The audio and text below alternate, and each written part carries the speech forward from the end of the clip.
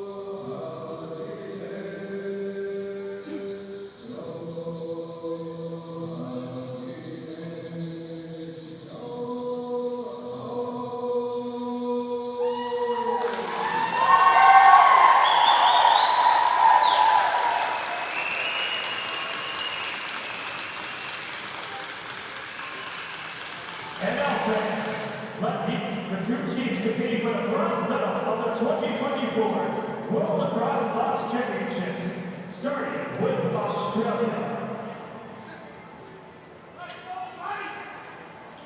Number 1, Abby Burgess-Price. Number 2, Sharon Wayne. Goaltender, number 4, Emily Miller. Number 5, Laura Greathouse. Number 6, Georgina Portlock. Number 8, Cozy O'Keefe. Number 9, Emma Green. Number 10, Nicole Pickowitz. Number 11, Olivia Wills. Number 12, Jen Clark. Well, ladies and gentlemen, the stage is set inside the Adirondack Bank Center for the first ever bronze medal match here at the 2024 women's side of the World Lacrosse Box Championships. Mackie Jenner here alongside Ted Jenner. We have got quite the matchup going on here between the Haudenosaunee Nationals and Team Australia. Ted, let's kind of maybe go through how these two teams got to the inaugural bronze medal match. Yeah, both teams come in with 4-2 records, and both teams started with losses. Australia losing 26-0 to Canada, and the Haudenosaunee losing 11-4 to the United States. And in that game, the Haudenosaunee were actually up 4-1 earlier in that game, but then the Americans kind of woke up and turned things on.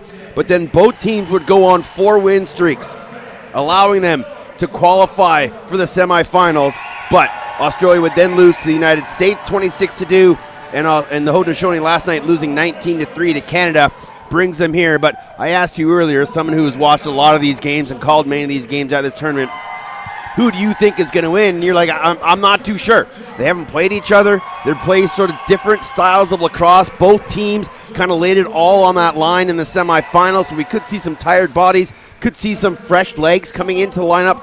So it'll be very interesting to see what we see from these two women's teams here in the bronze medal game. Yeah, I was part of both calls yesterday in those semifinals, and you're right, Ted. I mean, they knew what was on the line, a berth to the first ever gold medal match, but there's still hardware, obviously, to be won here in Australia. I mean, again, they held the U.S. early on. They knew. We talked to Chris Mello, one of their coaches, ahead of the game yesterday, and he said we just really need to execute better on quick changes. Now, going against this Haudenosaunee team that we were both on the call for yesterday, more of a kind of 5-on-5 team, so it'll be interesting to see if now Australia kind of decides if they want to test that kind of push pace to test that kind of set 5-on-5 play. Yeah, it'll be very interesting because, you know, both this Haudenosaunee team played very physical against the Canadians last night, and it did get them into some penalty trouble. So it'll be interesting to see if they do play a physical style of game against the Australians, and if they do, can they stay within the confines of the rules dictated by the officials, because this Australia team will make you pay if you continually take trips to the penalty box. Yeah, and another thing to note about the Australians is they do like to press, and that's something that the Canadians caused a lot of trouble for the Haudenosaunee yesterday. And again, it's just kind of going back to the basics, going back to those easy disciplines of moving the ball up in transition towards the boards. The ball often moves faster than your feet, so it'll be interesting to see then if kind of the speed of that forecheck from Australia kind of causes any disruptions for the Haudenosaunee. This is a pretty cool moment here for all of these women, hearing their names announced on the world stage in the bronze game. At a moment like this, they're embracing it, waving to the fans, waving to their parents and friends in the stands. This is a memorable moment. It may not be the memorable moment that they were hoping for, but still, one of these teams will be able to say they won their final game at the World Championship.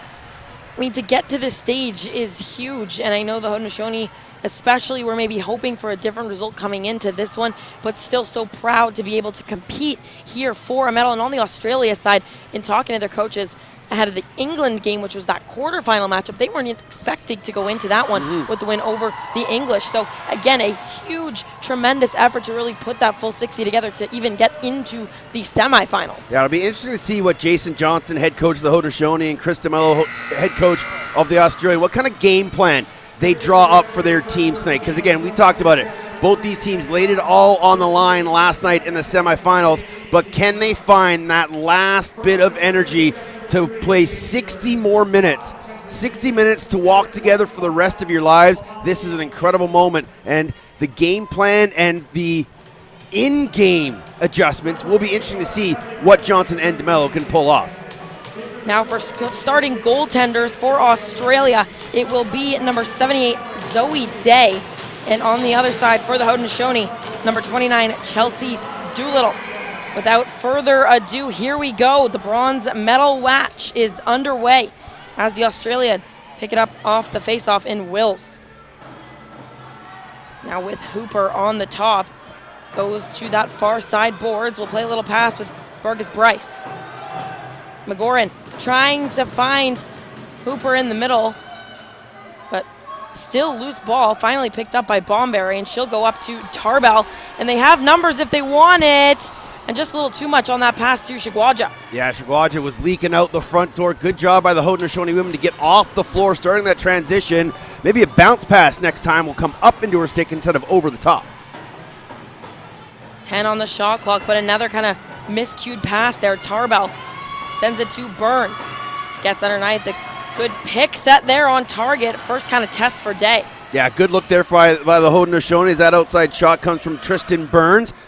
He's got 11 goals, 7 assists here for the Haudenosaunee in this tournament, but a good save by Day, her first test of the evening. Green now coming over that kind of pick set by the center line. Sends it back to Hooper. Hooper.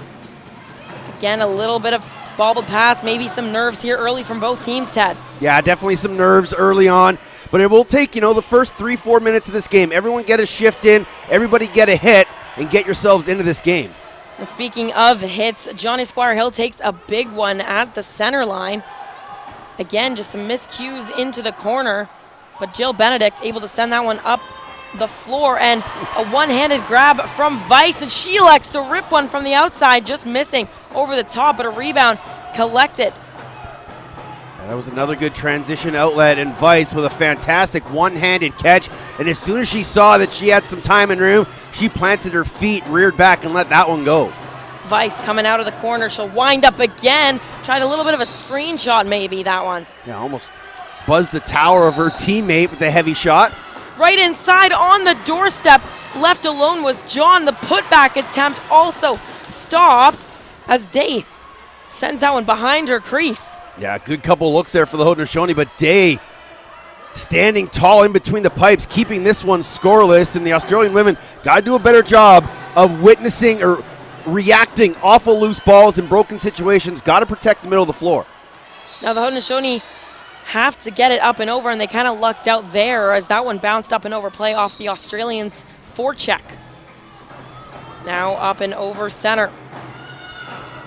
Bobbles that pass. And a big check on the back there. And the one thing I've noticed in the women's game is just some, unsureness of when to throw that pass. And they make a lot of 5-foot passes. When they can make a 10-foot pass, the 5-foot passes are often very tough to handle. Looks for the cross crease, back up to Burns, who lets that one go, and that one deflected by a defender stick. As another thing Australia loves to do is get their sticks and bodies in the passing and shooting lanes. Is that one on target, but Day, another stop. Good job by the Australian defenders. Like you said, Mackie, sticks in lanes and then also stepping into lanes when they see a shooter wind up. Get your body in front of it.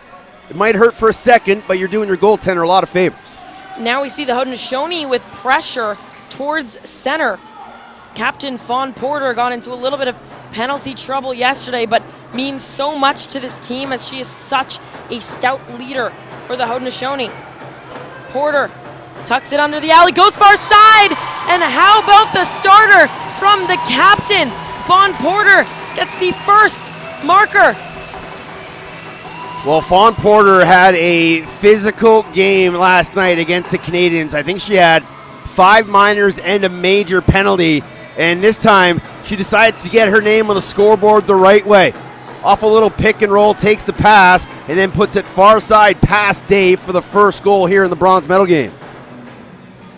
And head coach Jason Johnson said, he didn't want to label their players too much as to where they're going to kind of fit positionally on the floor. And for Fawn Porter, one of those players where, yes, she kind of starts out the back end, but a lot of these women have the green light to kind of stay in play as they all know how to kind of work around their motion offense. But now here comes B. Cameron, left all alone, goes short side, and how about that for an answer from the Aussies? We talked about the Aussies loving to run in transition, and that was an excellent example right there as B. Cameron finds this ball and just puts her head down and runs straight to cage, and then puts it over the right shoulder of Doolittle to tie things up at 1. Yeah, and a very clean look there for Australia as they hadn't really spent too much time in the offensive zone. So to kind of be able to test and succeed on Doolittle early is huge for their offense. Now Tristan Burns working in on that right side. She'll just wind up with a sub shot there. Now coming up the other way, Bronkhorst. Still trying to find some help. Finally able to, and Wills. Now Hooper. Thought she had some space in the middle. Still working, sends that one over across, and an outside shot there goes wide. That didn't miss by much. Good outside shot through a couple bodies. Didn't miss Doolittle's target by much. Smith longboat up to Benedict, still trying to get it over center, but good pressure here from Winnan. Winnan goes underneath Benedict. Still waiting for a bit of a slower change, and here comes the Australians once again on the run. Tried to find a quick putback was McGoran, but instead Porter will pick it up for the Haudenosaunee. Yeah, McGoran was open on the backside too. They just unable to find her. She would have had it almost a tap in as Doolittle was out of the top of her crease.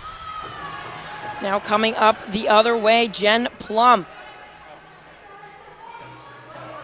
Now Hooper Very dynamic. She can run the offense from both sides of the floor as a swim move through 2 defenders. Does it all herself and just misses the mark. Yeah, great take there from Hooper. You said she's able to go left and right, both sides of the floor, and I was wondering what she was doing over there. But then she just switched hands, split through the D, and got a great shot off, using her powerful body to get on the inside. But the Australian will head to their first power play. Yeah, Johnny Squire-Hill is going to sit in the box here for 2 minutes. So Australia will, as mentioned, head to the power play. And again, this penalty kill unit yesterday had to come up real big for the Haudenosaunee as they, as you mentioned, Ted, got into some penalty trouble. Yeah, it was a parade to the penalty box in that game for both teams, truth be told, but they're going to have to rein things in here as they're playing a very extended floating diamond. Back up to the top and win it, and a good block there from John. Still bobbling for it on the near side boards, Mequan Tulpin, but 2 Australians kind of coming in to swarm that near side boards. We're gonna have to go quickly as a shot clock violation. Yeah, smart play there by the Haudenosaunee. Just muck that ball, don't pick it up because then you're in trouble. Almost had a little bit of a open look to the net there, but just bobbled that one. Was Lindsay John. Now Australia gonna have to be mindful, and a good kind of heads up play to swing that one back and keep it in their side. Another delayed penalty coming to the Haudenosaunee as the near side official has got her arm up. And Zoe Day will head to the bench. I'm not even sure the Australia front door people know that there's a delayed penalty coming. Hooper again trying on that putback, but illegal substitution going to the Haudenosaunee, and that's kind of something that can get tricky as, again, when you're shorthanded, you're eager to kind of get those defenders back onto the floor when there's a little bit of a mix-up happening on the front end. Yeah, and this will be a big test for the Haudenosaunee women. They'll have to play 5-on-3 here for 51 seconds, and a great opportunity for Australia to take their first lead here in the bronze medal game. Dharma Bandhu up to the top. Now swinging around the perimeter as they'll kind of elect to go 4-on-3 here. Dharma Bandhu back over to the right side. A shot there blocked by a defender, and Doolittle gets her stick all the way up in the air. Yeah, good job by the Haudenosaunee. Keeping that triangle tight, and Australia, if they're going to sit in that triangle, the Haudenosaunee women, you got to move the ball, got to keep your feet and the sticks moving. Don't just let it sit in one player's stick. That's just too easy for the defense. Couple quick passes, someone's going to be open. Got to keep your feet moving. Indeed, now up to the top, looking for a 5-on-3 look here. Green sends it over. Rebound, Winnan still trying to find it. And bobbled back, and we'll go 5-on-4 now. Yeah, Australia, a couple good looks, but unable to get either of them on target. And that's going to have to be something they're just going to have to focus in on a little bit more. See your shot, take your shot, and be effective with it. You see Australia just swarming towards the near boards as we've got bodies kind of flying, still battling for it. Finally, Wills comes up and away. Yeah, and the Haudenosaunee weren't able to get a full change in, so might have a couple tired defenders out there with 28 seconds remaining on the power play. Steph Hollows gets it to Dharma Bandhu, who sends that all the way over. Little skip pass. Now to Burgess Bryce. Back up to the point. Hollows from way outside. Yeah, one thing is for sure, the Australian women don't mind shooting from deep. And we are tied here at 1 as we enter our first media timeout. Do not go anywhere. We will be right back here on ESPN and TSN+. We honor our Indigenous roots and international history. Lacrosse is more than a game. We play with speed, heart, and precision. Young, modern, electric, inclusive, growing across the globe. Lacrosse is everyone's sport, governed globally by World Lacrosse. It's your turn to be the spin doctor, the game changer, and the hit maker. Because with all the award-winning gaming, dining, and entertainment Turning Stone has to offer, you can be whoever you want to be, especially when you want to be out with your crew. Turning Stone Resort Casino. It's your turn. And again, all tied up here, 1-1 in our first ever women's bronze medal game happening right in front of us here. ESPN Plus, TSN Plus, World Lacrosse TV. I'm Mackie Jenner. He's Ted Jenner. And the Haudenosaunee all tied up on the boards there, but penalty released. So they'll go back to even strength. You're right. This Australian team really does love to put on the forecheck, and that was an excellent job. Just being able to pin Tristan Burns right on the sideboards caused the turnover on the 10-second violation. And a body dumped into the boards there as Tarbell went right in there. I thought the officials were going to call a penalty there, but just a minor interference. Benedict looking for some help to get that one over center. And finally is able to find Tamia Bomberry. She had a goal yesterday against the Canadians. Now creeps all the way inside, and Posey O'Keefe, a great defensive shift there. Bobbled in front. Mackenzie Shigwaja able to recollect for the Haudenosaunee. They'll get a bit of a late change, but a fresh shot clock to work with. Yeah, fresh 30, fresh legs as well. Shigwaja comes over that pick, and that shot a little bit too much heat. As Weiss, the rebound, a jumper, and that trickles in. Carrie Lee Weiss. You don't often see women take the running jump shot, but this is an incredibly athletic play from Weiss.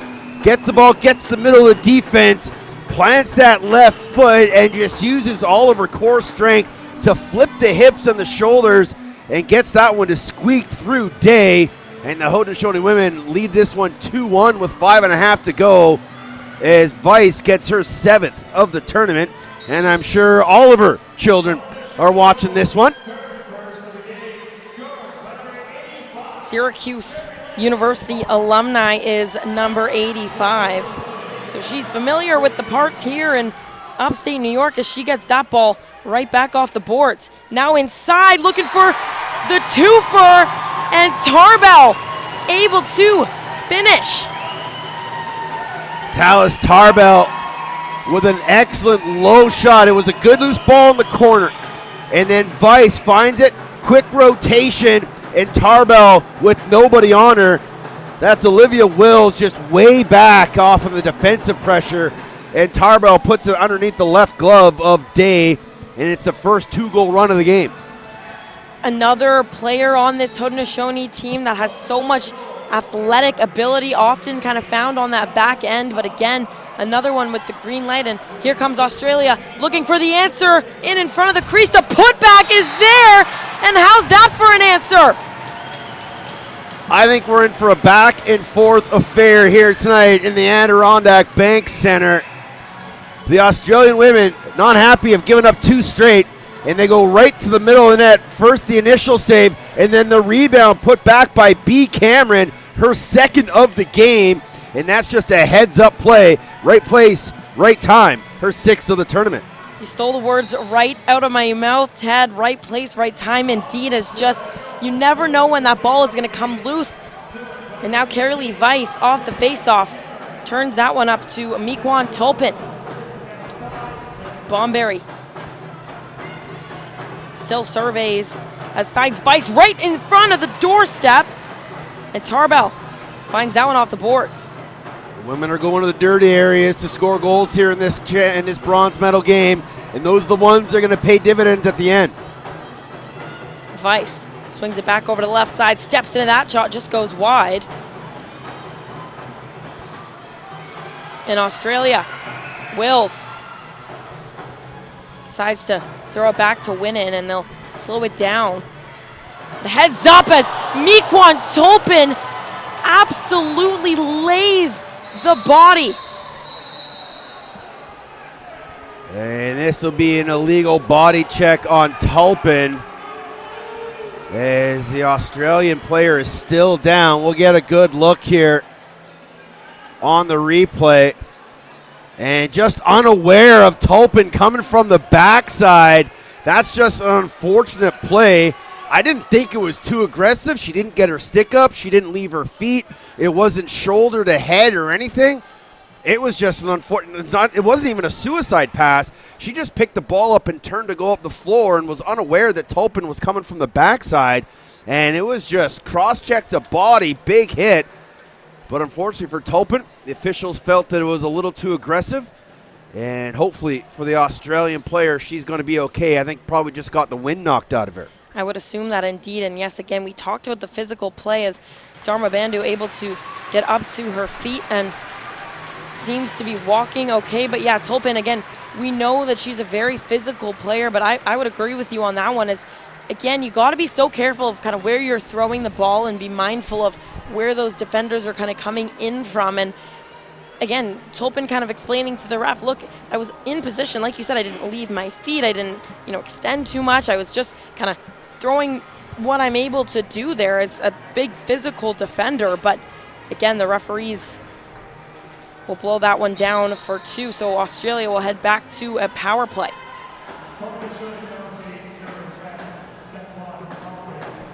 Winning. Over to McGoran. Again, a very extended diamond, as Ted pointed out, by this Haudenosaunee penalty kill. I don't hate it. Me neither. I mean, their sticks are getting in lanes and they're moving quite well. Now behind, going for the dunk attempt.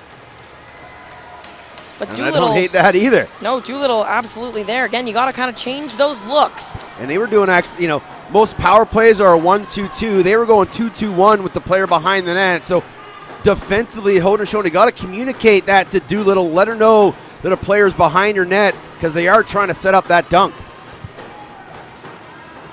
Tristan Burns sends that one to Porter, who lays that one, and she just picks that bottom corner. I don't even know if they knew that was coming. A short-handed marker from Fawn Porter. And we talked about it. Last night she was a little undisciplined in the game against Canada, and she's making up for it again. Maybe the scouting report, low glove side on Day, as they've gone there the last 3 goals. And Porter this side from her strong side, just overhand, heavy and hard, underneath the glove, a short-handed marker, and it's back to a 2-goal game. And she realized again, time was winding down on that shot clock, and oftentimes to kill more clock, you want to try to get a repossession, but I mean, a short-handed goal, you'll never argue with that one. No. Now Australia will still remain on the power play for just under a minute, as we're under 3 in this first frame of the bronze medal match. This has been an absolutely fantastic opening quarter for the bronze. Emma Green sends that one over to Winnan. Back up to Hooper. Green. Well, I would agree with that too. Yeah. Now that look there that Ted was talking about, coming from behind. And Hooper trying to collect, but immediately setting a double team as Hooper gets that reset. Good job by Hooper to stay with it after the first attempt, realizing that they need possession here on the power play. They'll set up again with the women behind. Cross, little skip pass. Hooper puts that one behind to Hollows. Now Winnan lets that one fly from a tough angle. 5 on the shot clock, gonna need to let something go on target if they can, and Hollows, not quite sure she realized how much time was remaining on the shot clock. Yeah, just unfortunate, no communication with Hollows, just to let her know, hey, we gotta get a shot off on target. Now Australia gonna cause a turnover. And here comes O'Keefe. Thought about numbers, and she'll flip that one up. Cameron looking for the hat trick. Put back attempt there from Plum. Good look to the trailer. Cameron coming off the turnover. She had a great opportunity. She's got 2, was looking for 3, and that was just a step down shot and did miss by much. And Tristan Burns thought she had that going underneath as Bomberry now heavy on that forecheck as we're back to even strength. Portlock doing it all herself to get into the corner.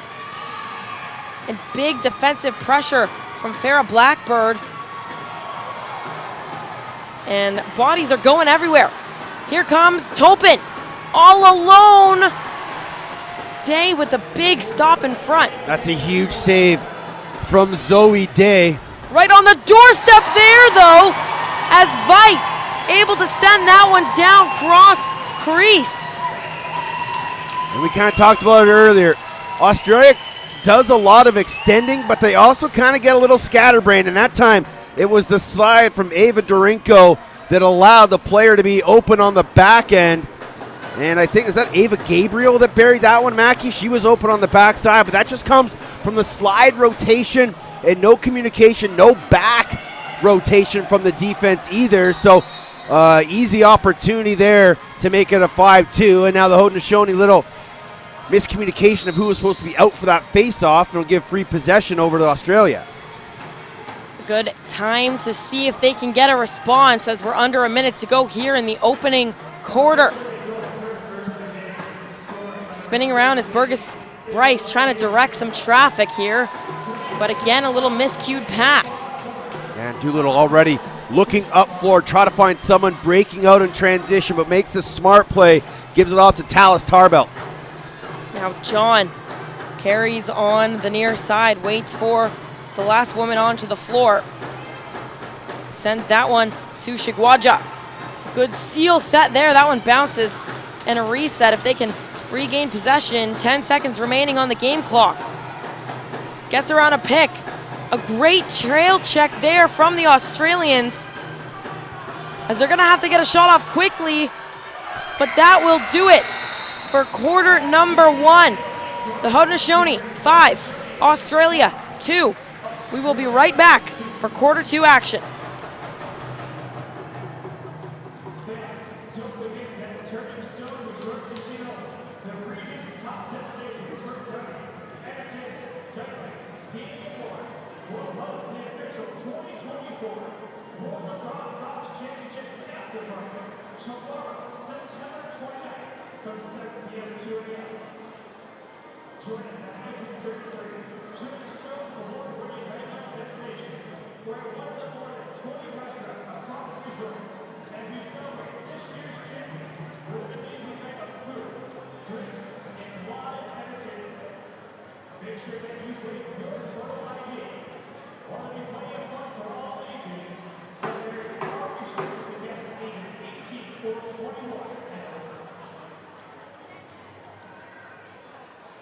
Time is running out to get your 50-50 raffle tickets.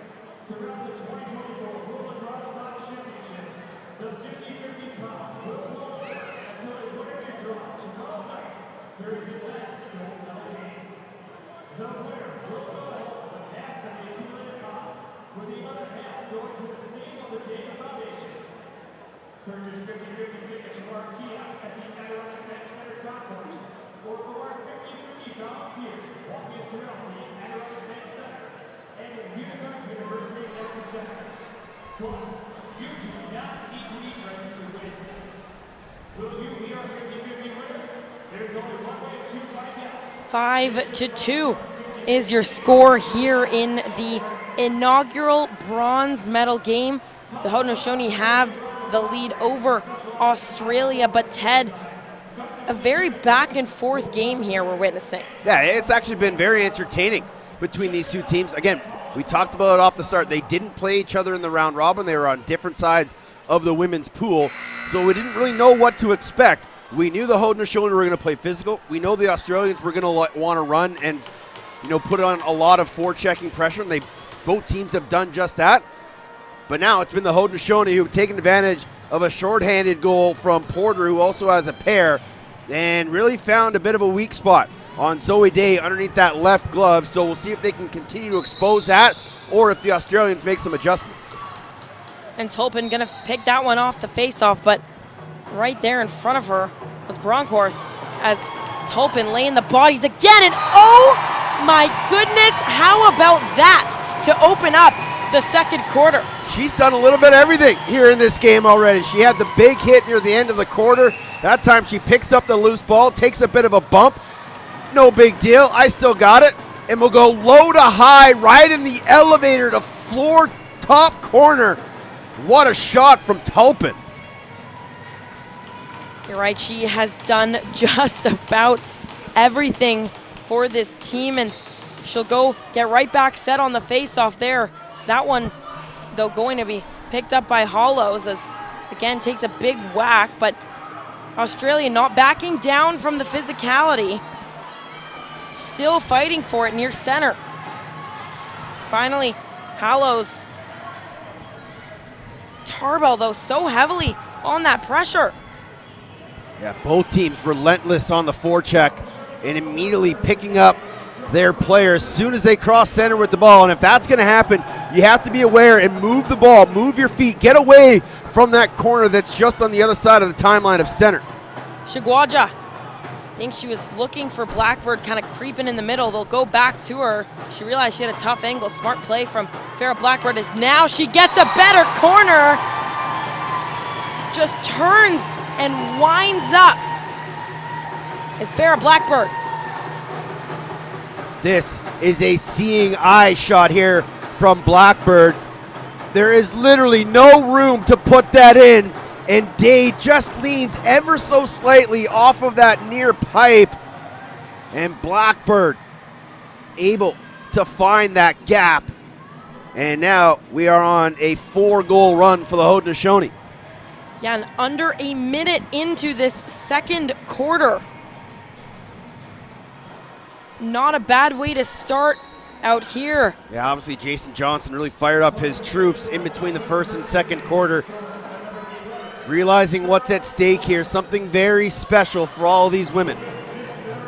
Bobbling that one was Dorinko over center, and Fawn Porter spinning, and a smart move to keep it on this side as close to an over and back, but bobbling and able to come away with it. A good kind of recollect there as that one almost went out of bounds. Yeah, Porter was thrown to a teammate who was running off the floor.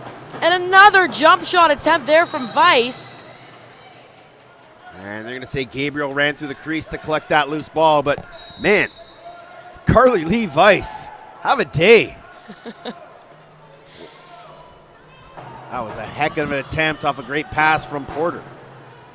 Winnan now on the near side, looking for an answer for Australia. Hallow sends that one, and again, just a little bit too much heat on the passes as they're not really quite forming, but Mequon Tulpin going to head back to the box. So despite that kind of miscue of a pass, Australia lucky, and now they're gonna go to another power play. She's got her stick up to Nate Chason, literally right up to his face. I didn't hit him here. I didn't. I promise. I hit them right there. And Nate's like, nope, you didn't. And we'll get a good look. And I'm not sure where the penalty was, maybe on the other side of the floor, but nonetheless, a fourth power play here for the Australians, yet to score though. Look for the skip pass over to Hooper. Back up to Winnan, taking the charge of this power play. A pick set there. We'll send it across, and again, just little things. It's a good effort off the rebound to take that shot right on target. Doolittle stayed sharp on her post. Chelsea John now doing it herself, but still that heavy forecheck as she makes the defender lose her stick. John still working with Farrah Blackbird to get her open. Great job by Farrah Blackbird, just bumping and grinding and allowing her teammate to stay free. And now John's going to get double teamed, but this is going to allow the Haudenosaunee to get 3 players off the floor and already back in the defensive zone. Yeah, very smart play as John again was kind of being double teamed into that board, and Farrah Blackbird along with the other offensive players for the Haudenosaunee went streaking to the bench as they realized there was about under 7 seconds on that shot clock. So a good heads-up play to kind of get their defense back out there and some fresh legs as well. Now a little more traditional looking power play for the Australians. Winnan will wind up, but that one deflected off of Benedict. Excellent sticks and lanes there from Benedict. Now skip pass, but too much heat as that one goes over the top of Hooper. Yeah, and the Haudenosaunee, they're kind of extending, but they're not. They're just making life very difficult for this Australian power play, not allowing them to get set up, not allowing them to find any sort of rhythm, just moving the ball. And for the Australians, they just kind of settle in, make some passes, let everybody touch it, spin it around the horn, and then you'll be able to get settled in. And again, we see that relentless pressure from the Australians up against the boards. Still trying to pop away with it is Bomberry. Yeah, nice job there by Tamina Bomberry. Yeah, uses all of that shot clock. And that will do it for their power play. So another successful penalty kill. But now Cameron, all alone, swings it over. For someone who's got 2 goals, that was a perfect opportunity to try and get your third. Again, another collision happening, courtesy of Tolpin. Tolpin's just trying to lay out everybody that she can here. You know she wants to win the bronze here with her countrywomen. Now carrying is Shigwaja. Steps around that pick there and an inside foot save. Not sure why Gabriel didn't try and reach in and grab that loose ball. Maybe he's kind of reverting back to some of the Canadian Summer League rules. Here come the Australians the other way. And again, another errant pass. And Ted, just some little basics that are not quite working. Yeah, some fundamental errors here by the Australians. And again, a lot of it has to do with some of the pressure that the Haudenosaunee are putting on them. But a lot of it is just not having that little extra second of concentration and focus. Shigwaja, a wide open lane as she can get that one on target. She does. Still battling for it in front of the crease. And Farrah Blackbird finally puts that one around. And a goal for the Haudenosaunee. Blackbird gets 2 straight, making it a 6-goal game. And, you know, when we coach in Canada and there's a loose ball on top of the crease, sometimes it's just best to take that interference call and give possession away from your goal in the corner. You cannot allow Farrah Blackbird just to stand there uncontested on top of the crease and pick up a loose ball without even being touched. We've seen, you know, what Tolpin has been doing and just laying the body. Sometimes these Australian women just take that free interference call. Give possession, but get the danger away from your net. The Australians able to come up and away with the face-off, but again, sticks getting in lanes here for the Haudenosaunee defense as well. Ooh. And a big collision there on the far side boards as Ted, your sound effects absolutely described what I'm sure our viewers were thinking. Yeah, it was just right on the back, right in front of the officials. Thankfully, it wasn't too heavy of a hit, but you'll get a great look here as Abby Burgess-Bryce just comes in and puts stick to the back of Tarbell. Stick of numbers, easy call there for the officials. And I believe this is the first power play for the Haudenosaunee all game. Yeah, so it'll be interesting to see kind of another level that they can turn things up to as they've just been dominant as of late. Now walking in herself, tried to go low bouncer. Blackbird with the rebound. 15 on the shot clock. Blackbird, she'll sub that one in. Rebound collected, still going.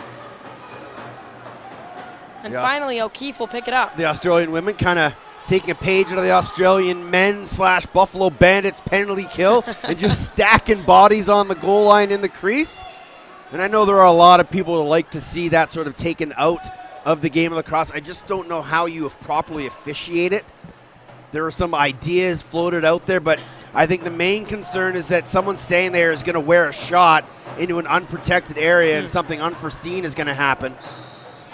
But nonetheless, it just shows how much sacrifice the men and women are putting out there to stand in there with very little padding and take a shot off the leg or off the arm or off the chest. Doing it all here as again they know what's at stake. A bronze medal and the first at that. Winning. 40 seconds to kill, but under 10 on the shot clock. We'll see if they elect to get one on target. And Winnin tried to kind of streak back to that short side, but a shot clock violation. Good job by the Haudenosaunee chasers. Now with 30 seconds left on the minor. Now up into the low corner as trying to look inside, and feet are consistently moving for this Haudenosaunee power play. Farrah Blackbird, a great seal set there and a stick save. That's a beautiful stick save by Zoe Day, as Blackbird was going for her natural hat trick. Wills, good pick set there, and good on her to not send that one back over.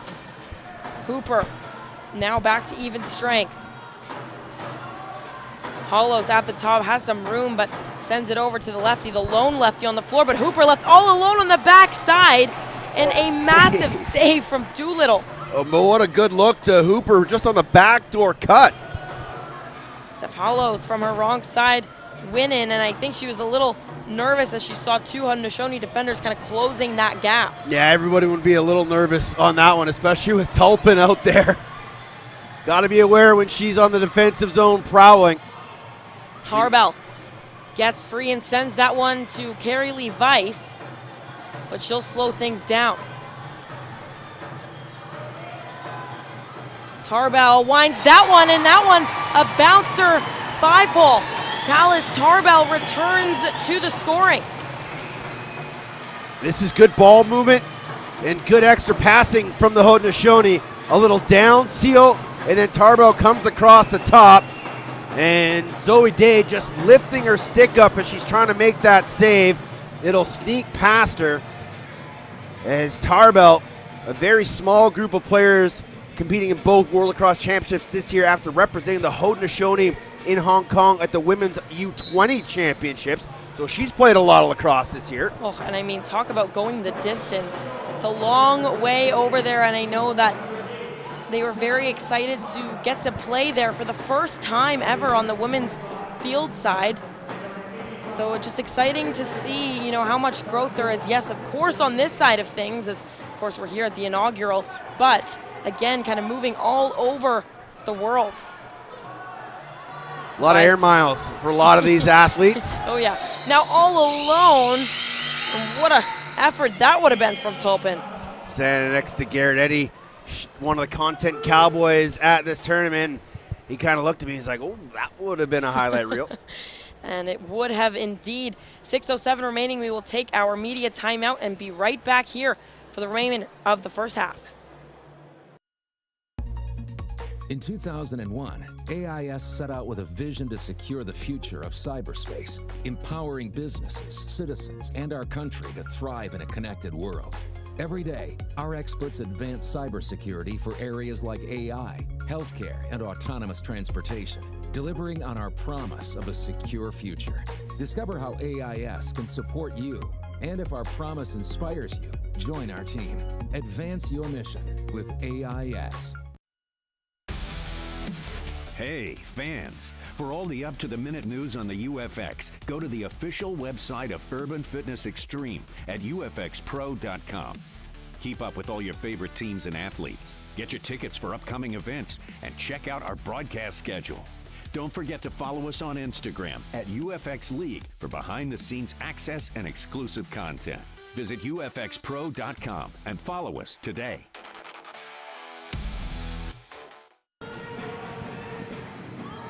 The Haudenosaunee have been dominant this second quarter. They're up 9-2 over Australia. And Ted, we have yet to see an answer from the Aussies this quarter.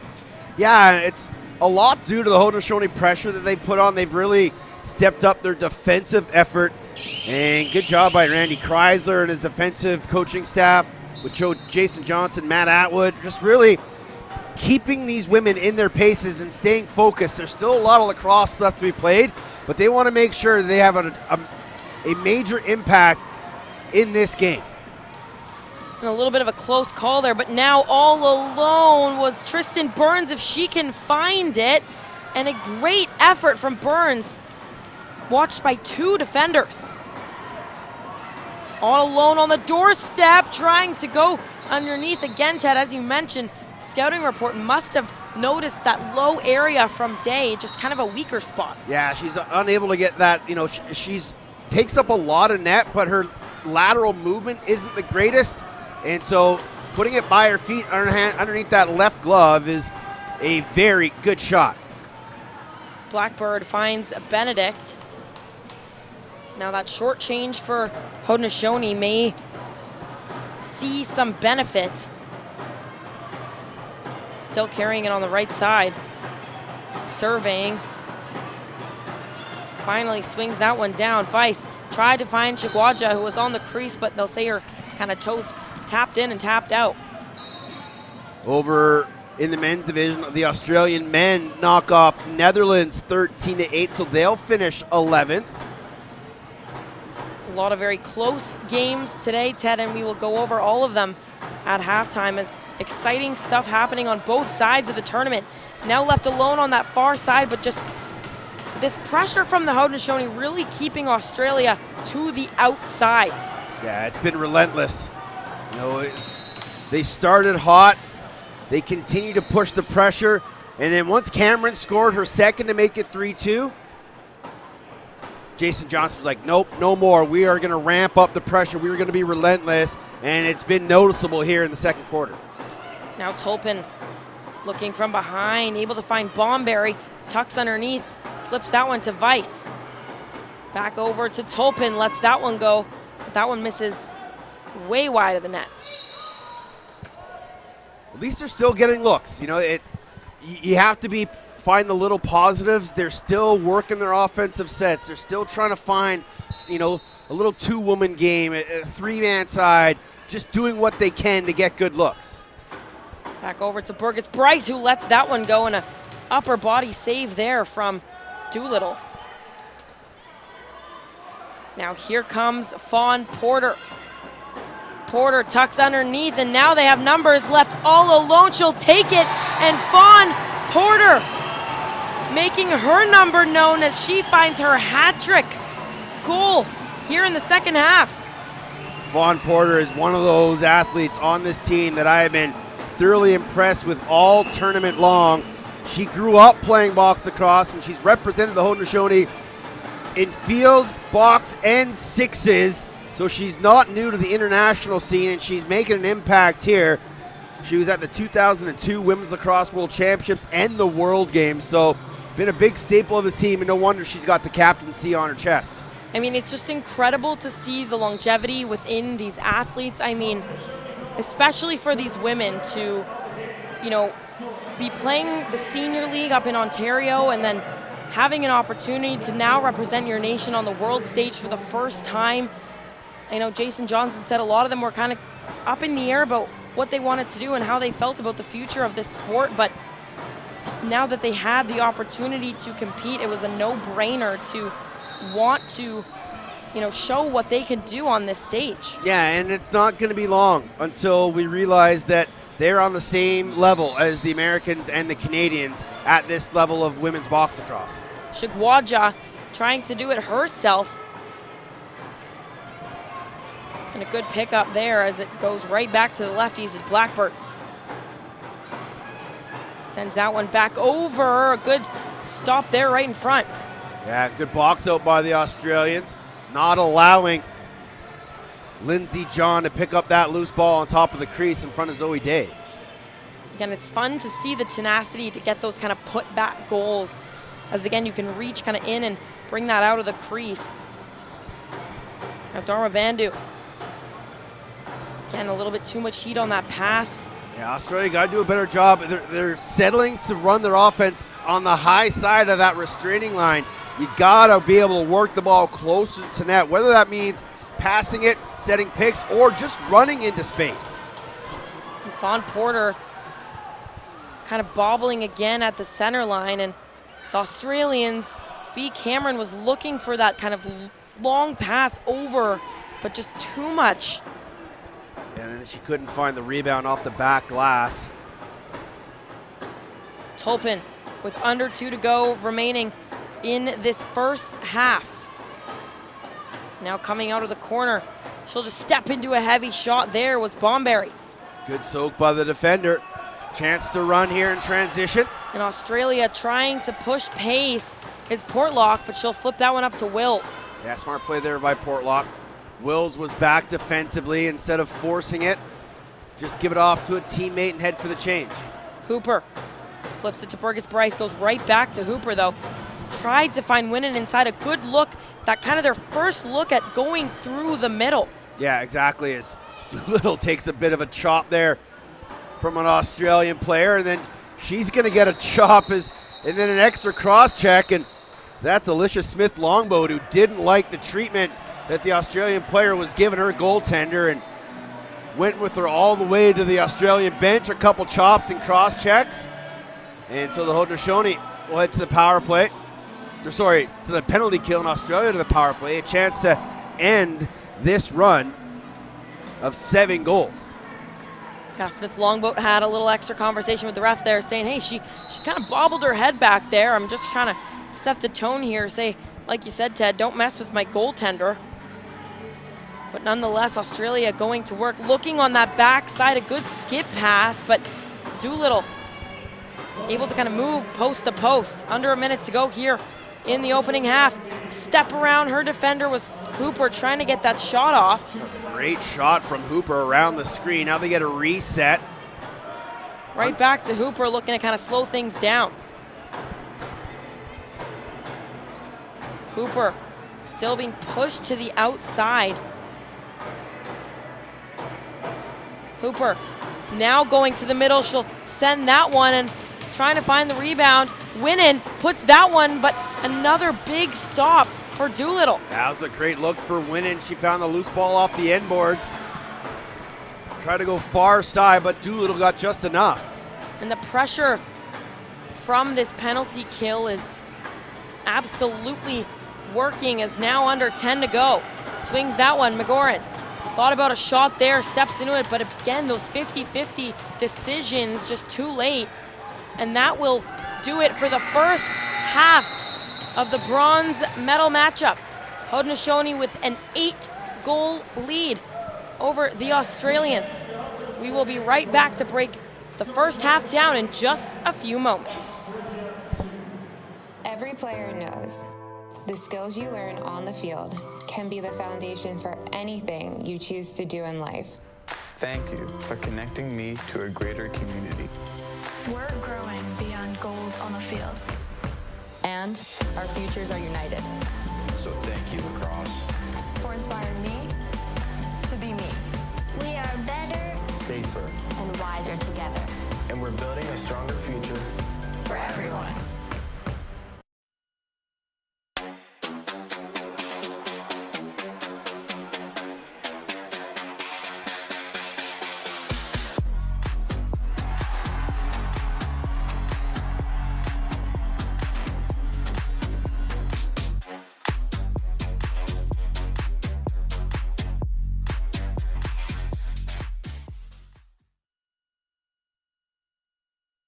Right in the very center of upstate New York, there's a region that's bustling with new opportunity, state-of-the-art industry, education, and innovation, with history, world-class cuisine, and new and exciting things to do. Welcome to Oneida County. This is Oneida County, New York, and we're just getting started.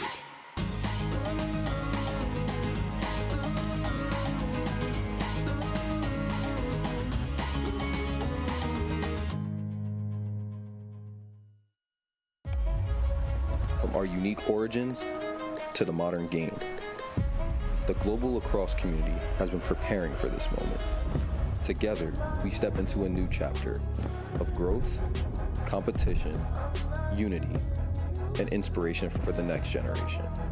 At the Olympic Games in Los Angeles, we continue growing together. A new era of lacrosse starts now.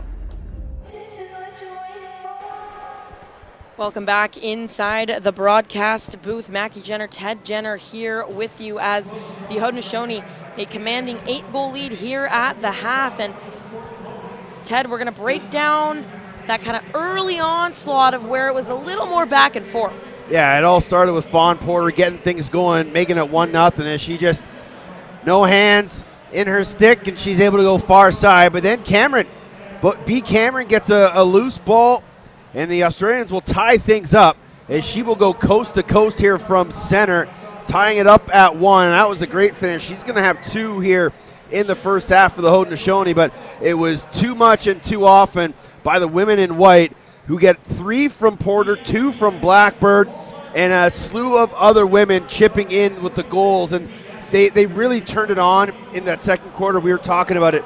Jason Johnson's team really found another level of defensive pressure, but that defensive pressure leads to offensive efforts as well, and reset 30s and multiple possessions, as we see a great save there. But then B. Cameron right on top of the cage puts it in, and that goal made it 3-2, and that would be the last goal the Australians would score.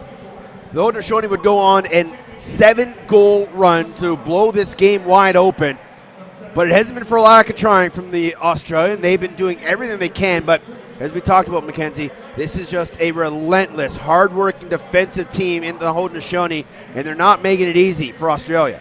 Yeah, and it was interesting because, again, Ted, as we talked coming into this game, when you asked me, I mean, what do you think is going to happen? And I said, I'm like, you know what, I don't know if the Haudenosaunee have another level to push to, because they faced such a dominant Canadian team last night that they really put their foot on the gas the entire time. It was hard-nosed, hard work, grit, and tenacity the entire way through. Yes, the Canadians blew that door open, of course, but they really were able to just kind of keep it physical, and that takes a lot of hard work. So it's good to see that this team was able to find that extra level, but Australia on their side, they just seem to be making little tiny mistakes. Yeah, it is. It's the little things that are costing this Australian team, and a lot of that is predicated by the pressure of the Haudenosaunee, but they need to continue to focus, find that stick with the pass, look right at it, make sure it goes. Continue to move your feet. Don't settle for the outside shots. Don't settle for just sitting outside the receiving line. Continue to work the 2-woman game. Cut through the middle. Swing it east to west, north to south. Get Haudenosaunee moving. Don't let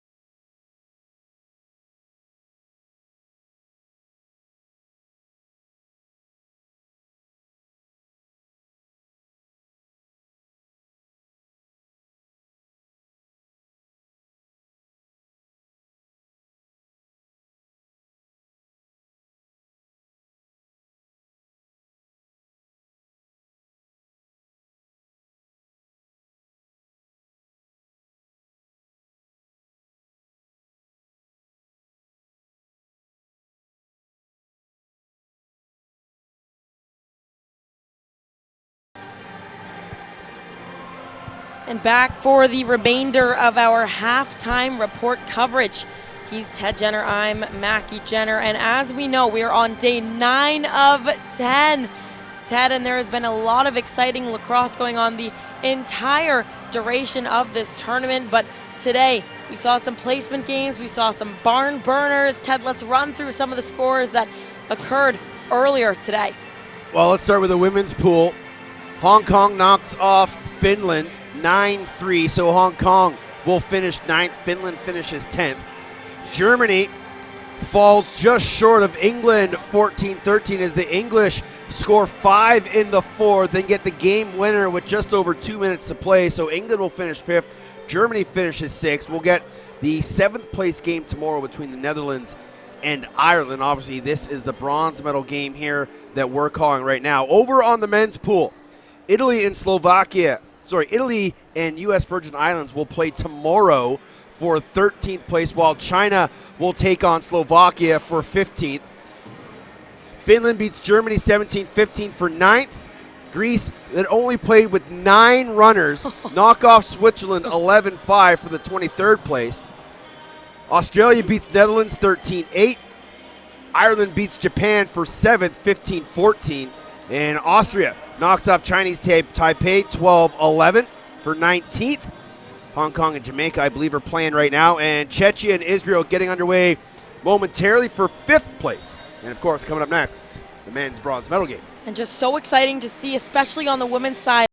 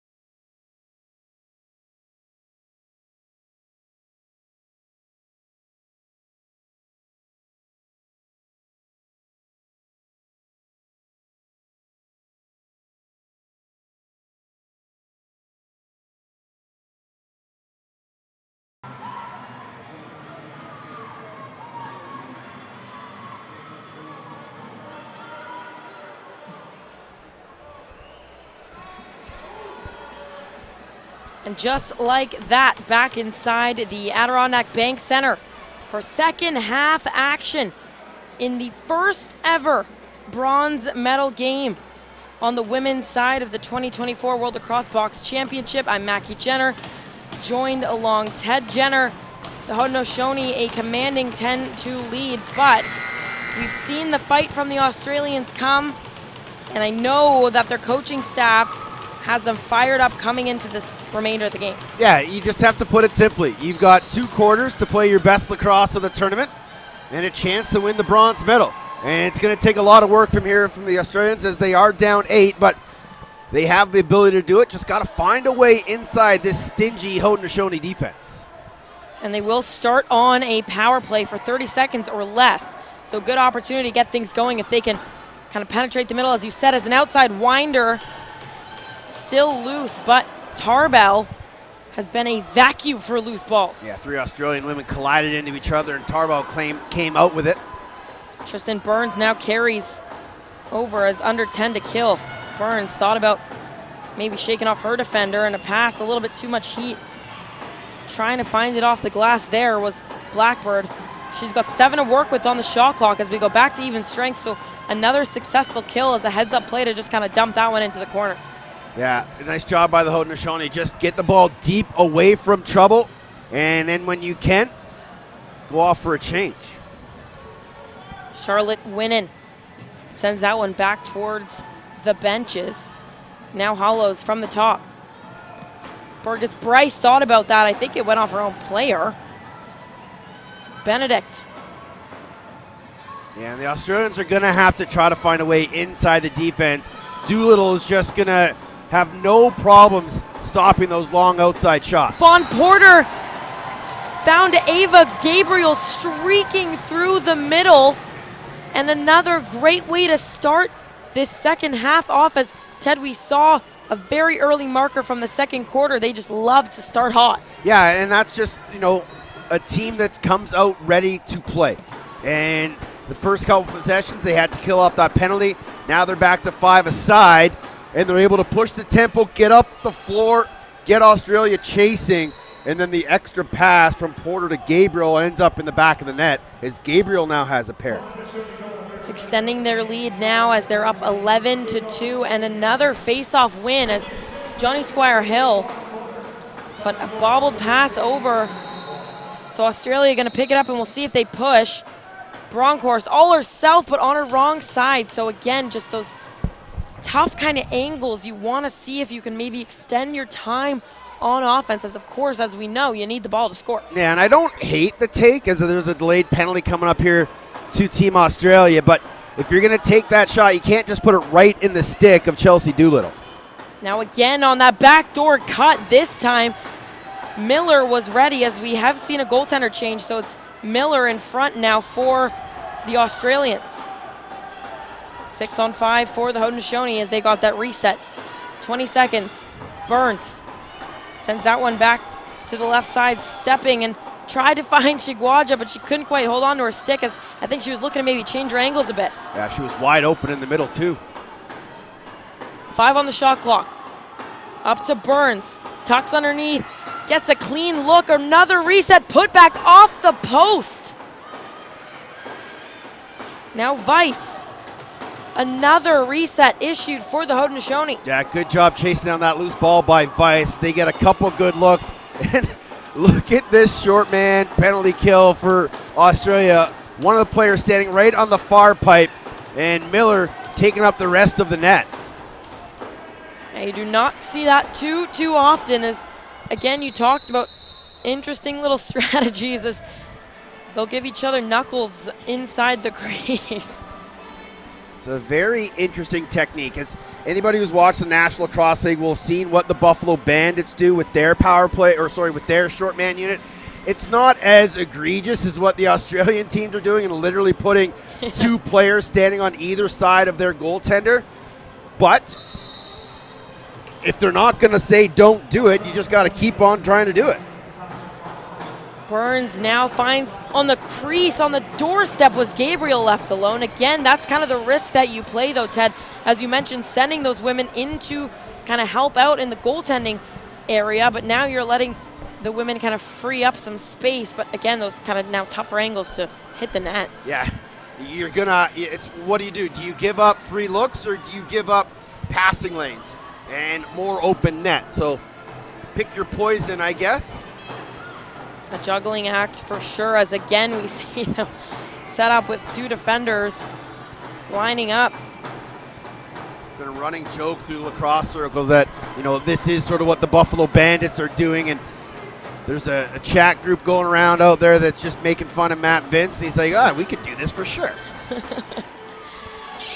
And a shot clock is going to be reset, as that one was right at the buzzer coming from Blackbird at the top.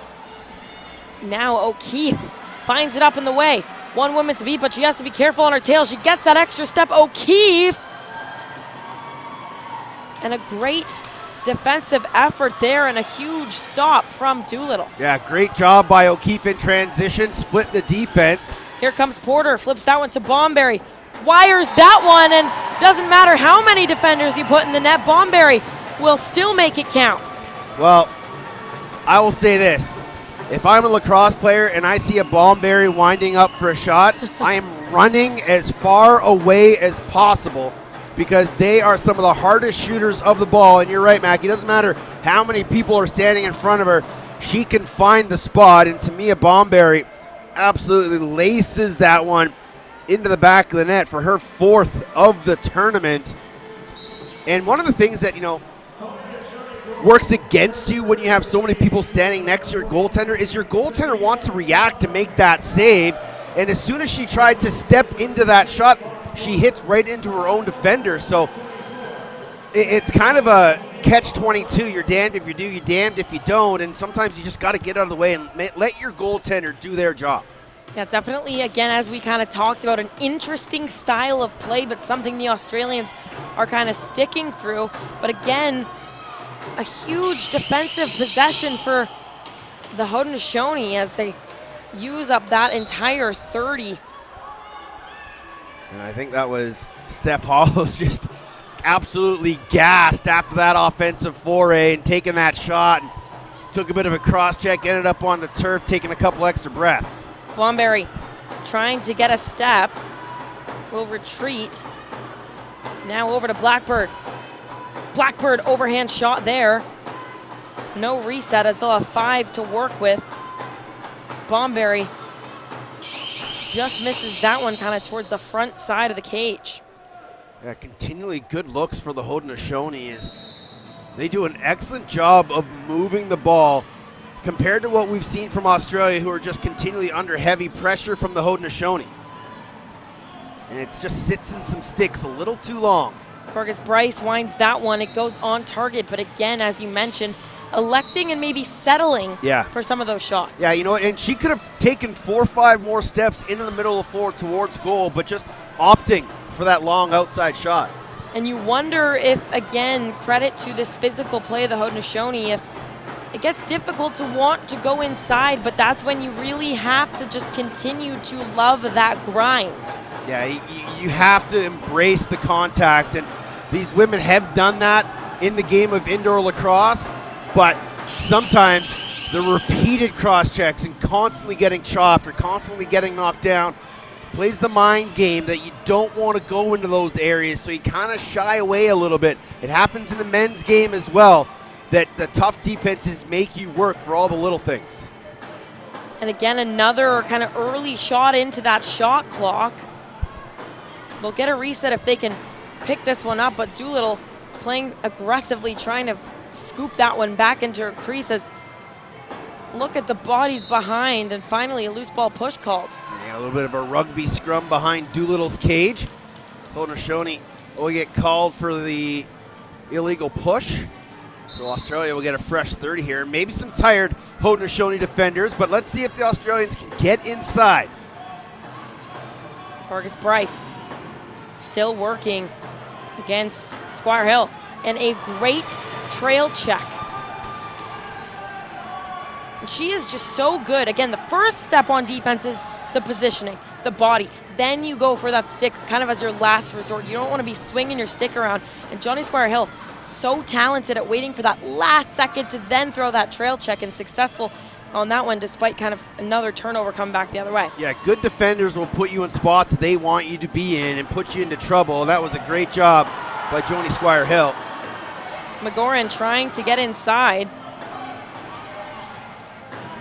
Now coming from the top there was Green, and again Squire Hill stick in the lane. Excuse me, that was Smith Longboat. As Benedict now right to Hooper, and again just some undisciplined play from the captain as she will head to the box, and that will be our third media timeout. So we will be back in just a few moments for the remainder of this third quarter. In 2001, AIS set out with a vision to secure the future of cyberspace, empowering businesses, citizens, and our country to thrive in a connected world. Every day, our experts advance cybersecurity for areas like AI, healthcare, and autonomous transportation, delivering on our promise of a secure future. Discover how AIS can support you, and if our promise inspires you, join our team. Advance your mission with AIS. Hey, fans! For all the up-to-the-minute news on the UFX, go to the official website of Urban Fitness Extreme at ufxpro.com. Keep up with all your favorite teams and athletes. Get your tickets for upcoming events and check out our broadcast schedule. Don't forget to follow us on Instagram at UFX League for behind-the-scenes access and exclusive content. Visit ufxpro.com and follow us today. Welcome back inside the Adirondack Bank Center. Ted, we're going to get another look at that penalty latest issue to Fawn Porter. Yeah, just right after the buzzer went, the officials quickly on top of it. They can understand that this game's kind of getting a little out of hand, and they don't want to see the chippiness get out of hand as well. So you're trying to rein it in, call some penalties that you maybe normally wouldn't call in a close game, but here in a 10-goal game, you just want to make sure that nothing's getting too wild and crazy, and Fawn Porter had nothing malicious or evil intent with that one. She was just coming over on a cross-check late in the shot clock. Just happened to be half a second after the buzzer went. And again, the kind of physical endurance that these women and men on the men's side have put themselves through is just something. I mean, it's a very long tournament, so many games, so many days, and it can be exhausting as a big pick set there from Hooper. Yeah, Hooper plays a very physical game. Actually, really like her game, and now here's going to be a bench minor. And I think it's going to the Haudenosaunee, so I'm not sure why they would have been upset. Maybe they're saying they should have gotten a penalty because the same thing as Fawn Porter. And so now the Australians will go to a 5-on-3. Now we'll get another look at this here, Ted. And that's not a penalty. And again, I didn't think the Fawn Porter call was a penalty either. But obviously someone from the Haudenosaunee bench was not too happy with the officials. They let them know. Again, the Australians electing to go 4-on-3 as they still are on a 2-woman advantage. Winning will step into that shot. And again, I mean, you have so much space to work with when you're on a woman advantage, let alone 2, Ted. Yeah, and I continue to say this. The Australians got to get closer to the net. They can't keep starting these plays, even if it is a 4-on-3. You can't have one of your offensive players outside the restraining line that's supposed to be part of that 4-on-3. Get close into the net. Quick passes and take your shots. And here comes Australia with numbers. Left alone there, tried to get past Doolittle, but she has just been so solid. Yeah, she's been absolutely fantastic since giving up that second goal to B. Cameron. And Cameron's been the only woman to be able to beat Doolittle here in this game. Now doing it all herself is Vice, who tries another little last-second jumper, and she was able to split 2 defenders. Yeah, and then the Australians just, again, little game management, a little unsure of who they're trying to pass to, where people are supposed to be going, and they turn the ball over. Now the Haudenosaunee get a chance to kill some time. John carries that into the corner, but again, double team coming from the Australians as ball comes loose, but still spinning away, and she can get on side there and goes short side for John as she's falling to the turf. What an individual effort from Lindsey John. Under heavy pressure on the boards, picks up that ball, spins out of trouble, and then keeps her feet moving, gets to the top of the crease, and that's just the difference that we've talked about. The Australians are unable to get those possessions and continue to get to the top of the cage. It'll come one day, but right now they just don't have that skill set. But for the Haudenosaunee, John was able to do that, and she buries her 5th of the tournament. Yeah, their second short-handed goal as well, so just going to show that the Haudenosaunee, despite being down 2 women on that last possession, are still going to get to cage as much as they can. And now Porter released from the box, and look out, as she was kind of eyeing up that last second check there. You saw what I saw. Her eyes were lit up. She saw the check with the ball. She's like, oh yeah, I'm going right towards her with a cross check. Luckily for her, ball was released, and we're back to 5-a-side. Bit of a miscommunication on that pass there, as Australia will now take it in their offensive zone. B. Cameron. Still heavy pressure coming, and finally able to get that one free. Now going underneath is Hooper. Hooper gets both hands back on her stick, but the defense from the Haudenosaunee is just smothering. It certainly is, and they've been that way for this entire game. And we kind of talked about what kind of game plan would they have coming into this bronze medal matchup, and it has been the same game plan as it was against Canada. Get in their face early and often, and don't give them any chance to breathe in open space. And now we just saw this moments ago, as this time Australia able to come up in a way as Plum. Under 4 remaining here in the third quarter. The Haudenosaunee a commanding 13-2 lead over the Australians. Now back on that far side, still the righties trying to get active if they can. Stepping around was Hollows and finds Green on the back side, but you see 2 defenders were right there ready to kind of veer into that double team and that last second slide. Yeah, and just the perfectly placed cross check from Joni Squire-Hill just pushed the Australian player down the alley away from the net so she couldn't get a shot off. She was off balance on her outside foot, and that's just textbook defense from Joni Squire-Hill. They're a very communicative defensive unit as well. You hear the voices kind of talking about those slides that need to be made. And again, defense is all about communication, and it's so good to see them. And they've been, tested. They've been on the short-handed possession a lot of this game, and again last night too, but very dominant nonetheless in a high-pressure, high-reward kind of defense. Yeah, and you know what? We often say that if a team is going to constantly take penalties and you don't make them pay on the power play, they just have free reign to continue to take penalties because they have no fear that you're going to burn them for it.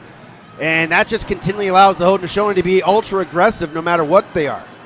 Dharma Bandhu now sends that one over to Burgess Bryce, and again lets that one fly, but under 5 on the shot clock, so just trying to get something on target. Meekwan Tulpin tucks underneath and gets around her defender, takes a big slash there. Tulpin still trying to find some help, and too much mustard on that one as that one goes into the bench of the Australians. So 2.5 to play here in the third quarter. Australia just have been held off the scoreboard since midway through the first quarter, and it's just been a picture-perfect effort by the Haudenosaunee, but leave it to Hooper to continue to keep going. She's been their best player all game here tonight. She has, and like we kind of talked about earlier on, so dynamic. She's able to play from both sides of the floor. Dharma Bandhu sends that one back over to that far side, looking to Burgess Bryce. Is looking like they're trying to streak into the middle, but still just kind of those tougher angles now. And here comes the Haudenosaunee. But Stacey Smith, a bit slow to make that decision, but kept in play was John, and wide open on the doorstep and absolutely robbed. What a great shoulder save from Natalie Miller. All alone, one-on-one with a Haudenosaunee attacker right in front of her, and he was not fearing at all. Stood her ground, shot out the left arm. Yeah, and Miller's had a very solid tournament as well. They've kind of rotated through both goaltenders, as many teams have done. Again, a lengthy tournament, but a good stop there nonetheless, right on the doorstep, as she had John wide open on that crease. Now trying to get something, but still from the outside, Ted. Yeah, and they had an opportunity to move that ball inside, but the player just kind of looked the wrong way. And again, that's just game management stuff. Understand, after you set a pick and you roll towards the middle, you got to have your head up looking for the pass. Now back to the far side, Shigwaja takes a good pick set there. They'll still continue to go to work on that two-woman side, and that one trickles through. Mackenzie Shigwaja gets her name on the score sheet. It's a lovely shot from Shigwaja. Again, watch the work in the two-man game. There's the first pick. Here comes the second pick, and then she's able to shoot through the screen and gets it 5-hole on Miller. But that's just one of those things that the Haudenosaunee are so good at, is just repetitive picks, not just one and done. First pick, second pick, then a slip pick, changing up your angles of attack, and that's an excellent shot by Shigwaja.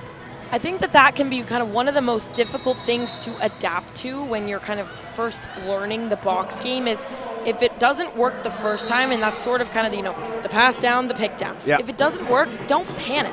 There's so much fluidity able to happen, as now we'll see left alone again, but a good trail check from Australia, and again picked up, and a reverse shovel shot there. A delayed penalty coming to Australia as time is winding down here. Ball free in the middle. Now Doolittle heads to the bench, but 5 remaining on the shot clock, as they're going to have to go quickly as time is trickling down. John, last one went off the bench, and 4.1 remaining here in the third quarter. And it's going to be checking from behind call, I believe, coming up to the Australians. This is just an unfortunate. She runs down and makes the stick check, and again, there's no penalty there. That's just a great job backtracking by Evo Dorinko, and she caused the turnover, and I'm not sure why the official is calling a penalty there, because that's just a stick-on-stick check with 4.1 left. Yeah, so unfortunate for the Australians, but again, Ted, we're seeing this kind of bandit-esque possession as Burns winds up, but that will indeed do it for the third quarter. The Haudenosaunee will start on the power play for a minute 56 or less in the fourth and final frame of this bronze medal matchup. Ted Jenner, Mackie Jenner, we will be right back in a few moments. Every player knows the skills you learn on the field can be the foundation for anything you choose to do in life. Thank you for connecting me to a greater community. We're growing beyond goals on the field. And our futures are united. So thank you, Lacrosse, For inspiring me to be me. We are better, safer, And wiser together. and we're building a stronger future For everyone.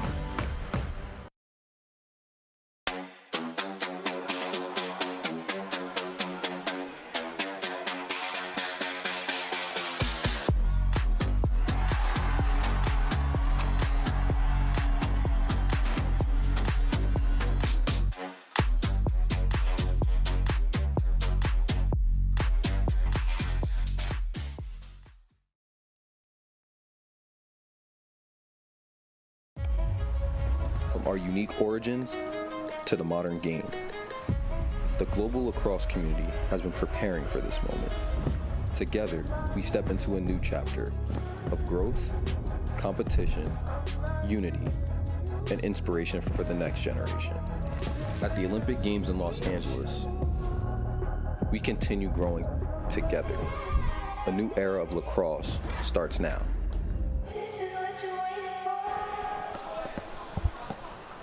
Welcome back inside for the fourth and final quarter of the inaugural bronze medal match here at the 2024 World Lacrosse Women's Box Championship. Mackie Jenner alongside Ted Jenner, a 14-2 lead for the Haudenosaunee. And as you mentioned, the Australians have yet to find the back of the net since kind of midway through that first quarter, but it has been pure domination from the Haudenosaunee. Yeah, it was actually scored 5 minutes into the game. Sorry, 10 minutes into the game when B. Cameron got her second of the night, and ever since, Doolittle has just shut the door. But now, you got to try to find little victories, and if you're Australia, we kind of said it at the start of the third quarter, you got 15 minutes left together as a group. Make it your best 15 minutes. Don't give up. Continually go. Shoot whatever shot you want. Take every shot you can that's there, whether it's inside or outside. I'm not going to complain. I'm just going to enjoy this final 15 minutes. It is going to be a historic one. And there's Wills Again, talk about little wins coming up and away with that first face-off of the quarter, as they will be short-handed as the late penalty issued to Dorinko right at the tail end of that third quarter. Burgess Bryce taking it herself, and that was a good look on net there. Yeah, and that's a great split dodge from Burgess Bryce. She gets down the alley, unable to get a whole lot on it, but she still makes Doolittle make a challenging save. Meekwan Tolpin, but again, pressure coming from O'Keefe. Rolls that one to Shigwaja. Now the power play unit. Gabriel just steps into that one and absolutely picked that far side post as Ava Gabriel walked into that one. And it's kind of surprising to think that that's just the first power play goal scored by the Haudenosaunee women here in this game, despite it being 15-2, as Gabriel just steps into the lane. And this is kind of what we were talking about, and this is things that the Australian women will learn and some of the other women's national teams will learn, is the ability to get to a good shooting lane on that power play. And Gabriel, not a whole lot of trickery there, just a couple passes, not a lot of sliding, and she's able to use that lane and fire it past for her second of the game. Now Burgess Bryce winds up, but again on her wrong side. Hooper. Now they get to the inside, but just couldn't hold on. That's their best look in a while. Got to one-time that shot, but a good look, and I was mistaken. It's Gabriel's third of the game. But again, Australia doing a nice job. Again, couple picks, couple cutters, good look inside. Now we just got to finish it with a shot. Yeah, and Porter tried to find Farrah Blackbird. Kind of came running across the middle, but a loose ball battle now going on in the far side corner as you see three Australians, and finally they come up and away with it. Slow numbers here for Australia if they want to try to push in transition. Rooney will slow things down. Sends that one to Posey O'Keefe. Now back inside, an outside shot there, but a illegal screen. Yeah, I think they're going to call winning for coming through the middle. Again, that's a great job getting to the middle of the floor, but you unfortunately knocked down the Haudenosaunee defender. Easy call for the officials. As I can see the Australian men down there, I believe, along the glass, cheering on their fellow countrywomen. Now working in alone is Shigwaja. Now some slides coming, but Gabriel left alone at the top, and you don't want to leave her open as she sends that one, and Miller able to kind of swing that one out of her cage. Still battling for it is O'Keefe and Shigwaja. Now Burns coming in to help. Still loose, and finally the Australians again will be able to come up and away as Portlock able to come over center.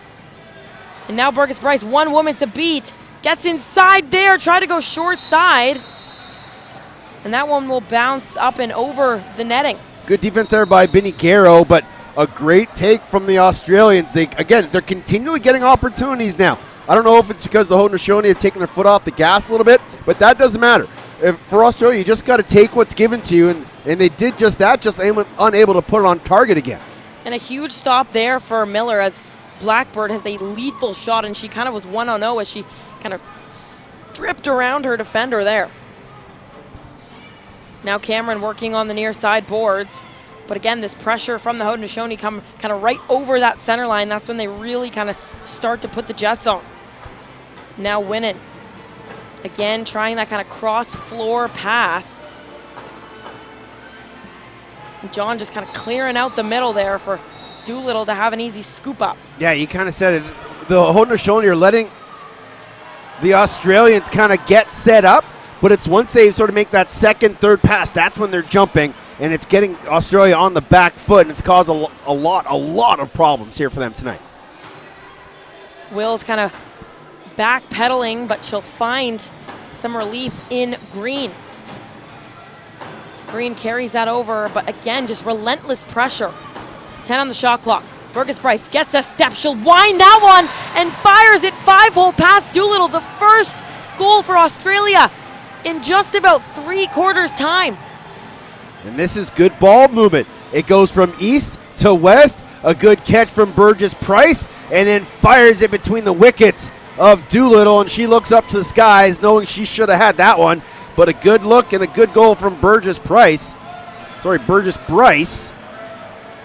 And it's the third marker of the evening for the Roos.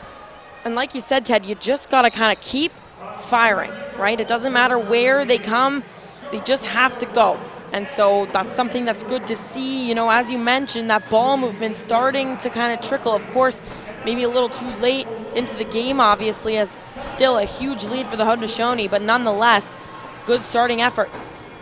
Trying to look for an answer there was Mequan Tulpin on that far side. Now, here comes Portlock. One woman to beat, but a big check from Fawn Porter. Didn't even have to look to see who it was after I saw the cross check. No, I was like, that's Porter.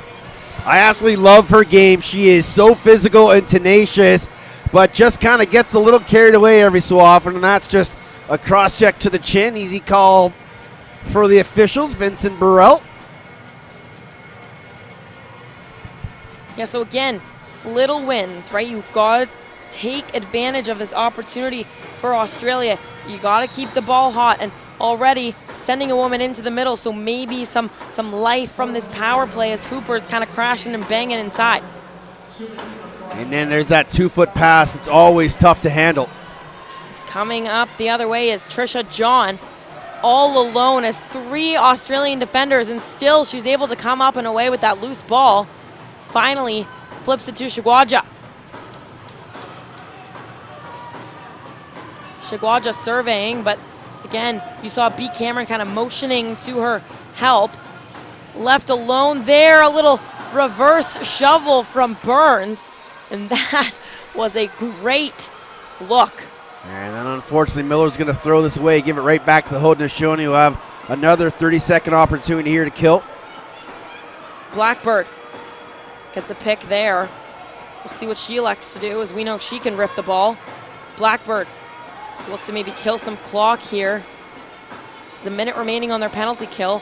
10 on the shot clock. Blackbird taking a few big checks into the boards. What a still pick with from Bomberry. it. And she lets that one go, gets the reset, but wow. A great pick set there from Bomberry to get Blackbird free. Yeah, Blackbird just kind of doing it all on her own once she got freed up. But to me, a Bomberry just came over and laid a shoulder into her check that freed up Blackbird, who then spun past a couple defenders and took a great shot on Miller. 25 seconds or less remaining in this power play, but we've got to get a shot as 5 to go on the shot clock. Hollow swings it back over to that left side.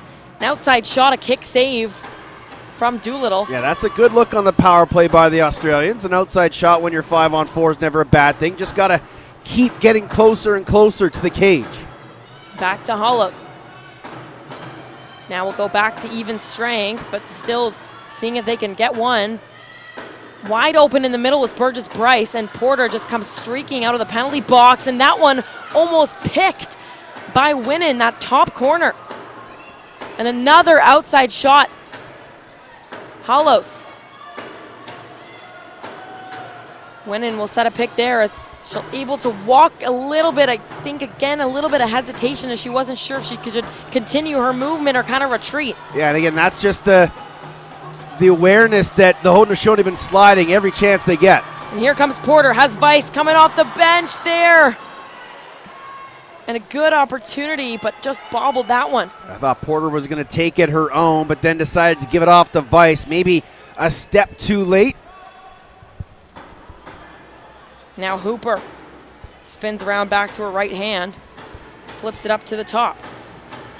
Hollows goes back over to that lefty side. McGoran found Hollows on the crease, but dumped down by Smith Longboat. That was good pressure by the Haudenosaunee, and then Smith Longboat just bumping her check to the turf as she was looking for the interior pass, but it has been all Haudenosaunee here in this one. They lead at 15-3.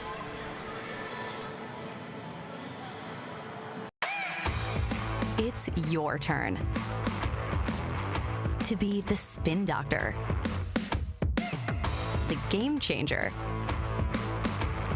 and the hit maker. Because with all the award-winning gaming, dining, and entertainment Turning Stone has to offer, you can be whoever you want to be. Especially when you want to be out with your crew. Turning Stone Resort Casino. It's your turn.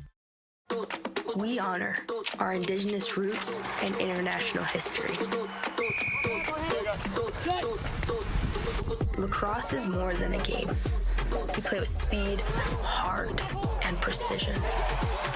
Young, modern, electric, inclusive, growing across the globe.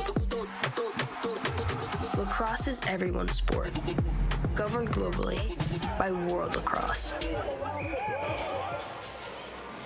7 minutes and 15 seconds until the first medal of the 2024 World Lacrosse Box Championships is awarded.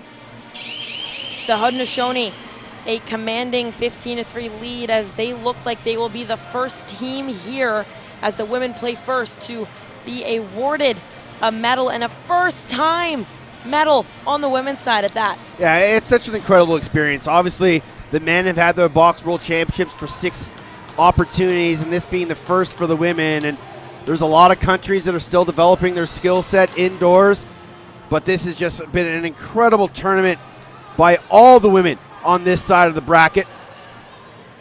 And it's going to mean a whole lot to these girls knowing that they are the 3rd best nation in the world. Blackbird had a great look there on net, spinning around her defenders and still working for it as she'll again kind of shoot from her back foot. Shigwaja gets that one on target, but swallowed up by the stick of Miller. Yeah, nice save there by Miller. Stayed with Shigwaja the whole way. And sometimes late in these games when it's out of reach, you can kind of lose your focus, but we constantly say the goaltenders are the one athlete on the floor at all times that has to be aware. Hooper thought about an outside shot, but again, she was trying to creep in closer and finally able to find that one extra pass on that near side. And now left alone as Burgess Bryce goes airborne across the crease. But Doolittle, as you mentioned, solid. Yeah, that's a great take from Burgess Bryce. And you love to see him go airborne, but Doolittle, as she has done almost this entire game, makes a huge save. And again, good defense, often rewarded by good offense, as that one extra pass we now see going to, I believe Tristan Burns was the goal scorer on that latest for the Haudenosaunee. You're right, from one end to the other, the extra pass, and it is 43. Is it Tamia Bomberry? It is. And so she'll get her second of the game. But that's just the ability of this Haudenosaunee team. The Australians get a couple good looks down their offensive zone. Haudenosaunee get bailed out by their goaltender and then quickly up the floor, and they get transitioned out the front gate. They get Bomberry towards the goal, the one extra pass. She's able to beat Miller, but it was a good look from Australia. But it's all thanks to Doolittle making the save at the other end. Shigwaja now circling and spinning around her defenders. Now Tristan Burns with it as those 40 numbers tripping me out a little bit.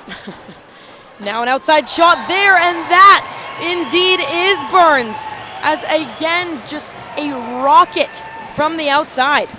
Like to call this carpet burn on the ball as she just, again, look at the screen set in front by Lindsey John, and able to shoot that around it was Tristan Burns, and that's just a fantastic shot. Not much Miller could do on that one, as I don't think she saw it till it was at her feet, and by that time it's too late to react. And I think, again, you kind of hit a good point there, is those screenshots, right? Like, those are those little nuances that these teams will start to develop the knowledge of kind of how to go set those, and the ability to, yes, as soon as you see that set, you're still able to get a great look at net. And many of these women coming from the field game are used to the shooting space call, right? So they can't shoot through defenders. So the screenshot has been a huge vantage point for now those offensive players that say, oh, I actually can shoot through defenders. Yeah, and we kind of touched on it last night in the Canada game. You obviously played both field and box cross.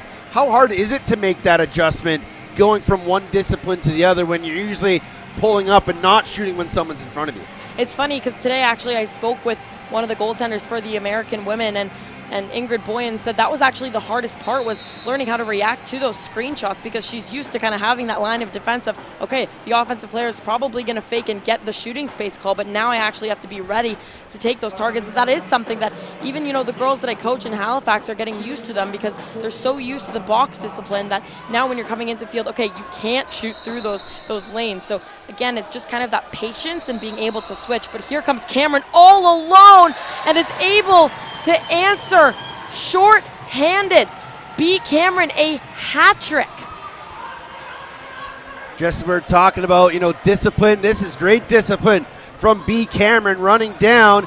Good job keeping her feet out of the crease and able to beat Doolittle for her third of the game. And she came in with 4 goals, so she's almost equal her entire tournament total. Again, talking to their coaching staff about being able to push in transition, looking for goals to kind of come from all over the floor. And again, B. Cameron, a very solid transition player, now kind of adding that contribution, as again, this offense hasn't really been clicking. Yeah, it's been a tough goal here for the Australians, and this one obviously outmatched. But when you look at some of their games that they have won, you know, 20-4 over Ireland, 27-0 versus Finland, 19-12 over a general powerhouse in England. Like, they have the ability and the skill set, but we can see the gap from the lower 7 towards the top 3. Yeah, and it's little, again, nuances like that. The movement and the footwork and the ability to go set steals, as you see Bomberry just left alone as another huge pick set inside from Lindsey John. The pick game is so integral in box lacrosse, and it does take a long time for these athletes to learn it when it's new to them. In Canada, we're taught pick and rolls at 8 years old. So the athletes have been doing it for so long. It's just second nature to go and get in front of a player. And numbers again, as this time Carrie Lee Weiss, the jump shot across the crease and brings it all the way back to the short side. Good job by Fawn Porter finding that loose ball. And then Weiss, maybe we're going to call it the patented Weiss jump shot. There you go. That was a great take right on top of the crease, as we got just over 4:20 to play here in the bronze medal game. The Haudenosaunee can taste it. They will be the first medal winners here in 2024. Another violation on the Australians, and is again just kind of, you mentioned the bench management, those little things that just can be adjusted though. They have the work ethic, they have the drive. It's now just kind of teaching those things that can be taught. As here off to the races, an over and back call. Yeah, a bit of a tough bounce there for the Australians as it went off the center boards and right towards the Haudenosaunee defender sprinting back on defense. I thought Australia was going to get a chance there in a transition break. Green now carries this one over on her wrong side, but we know she can switch hands, as she does there, but a big stop nonetheless. Yeah, that's a good look for Green. And she took it right to the heart of the cage. And Ava Gabriel facing some trail pressure. She was able to kind of swim past 2 defenders as she was caught on defense. And a delayed penalty now coming to Australia. So they'll slow it down, but 7 on the shot clock. Late woman coming, just could not kind of find that one extra pass. Yeah, I like the look, I like the effort, but this is just an undisciplined back check call here on the Australians. Right on the numbers, square in front of the official. And an easy call for the men in black.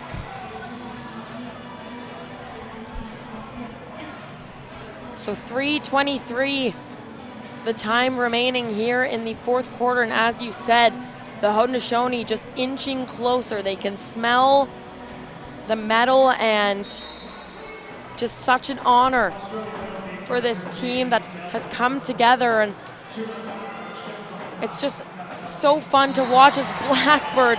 Why not add another marker to your total on the power play with an overhand bouncer? Look at the double seal in the middle. Not a great rotation by the Australians. Nice attempt there by B. Cameron to get out to the hands of Blackbird, but she's able to fire this one past Miller, and it'll be a 20 spot.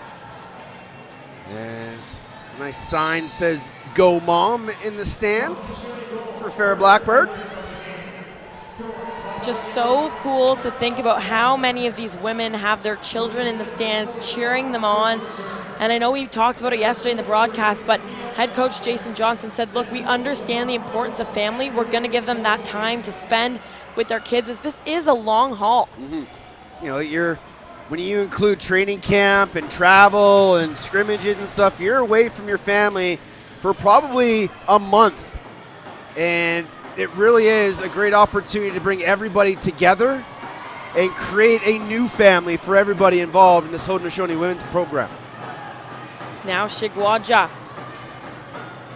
on that left side. She'll step into that one. A little bit too much heat as that one goes up and over, but deflected. So they will maintain possession. 2:23 remaining.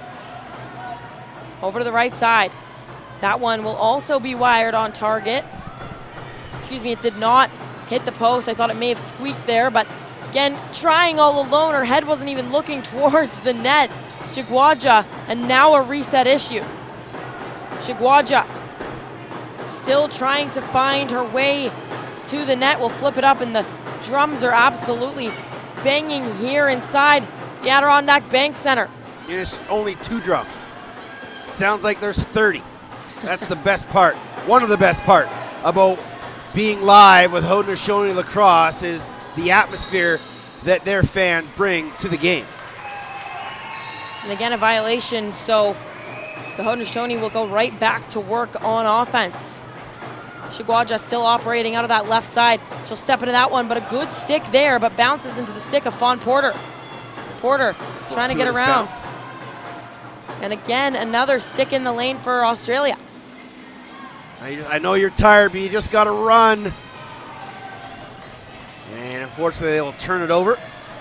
And this is where you see that exhaustion kind of come into play. But like you said, you have to just be able to grind through it. There's just over 60 seconds remaining. One pass inside, tried to find Gabriel. Yeah, exhaustion, tiredness, fatigue, sore, aching bodies. This will be the last game for both of these teams here at the World Championships, and they've laid it all out on the line, as now Australia will call a timeout.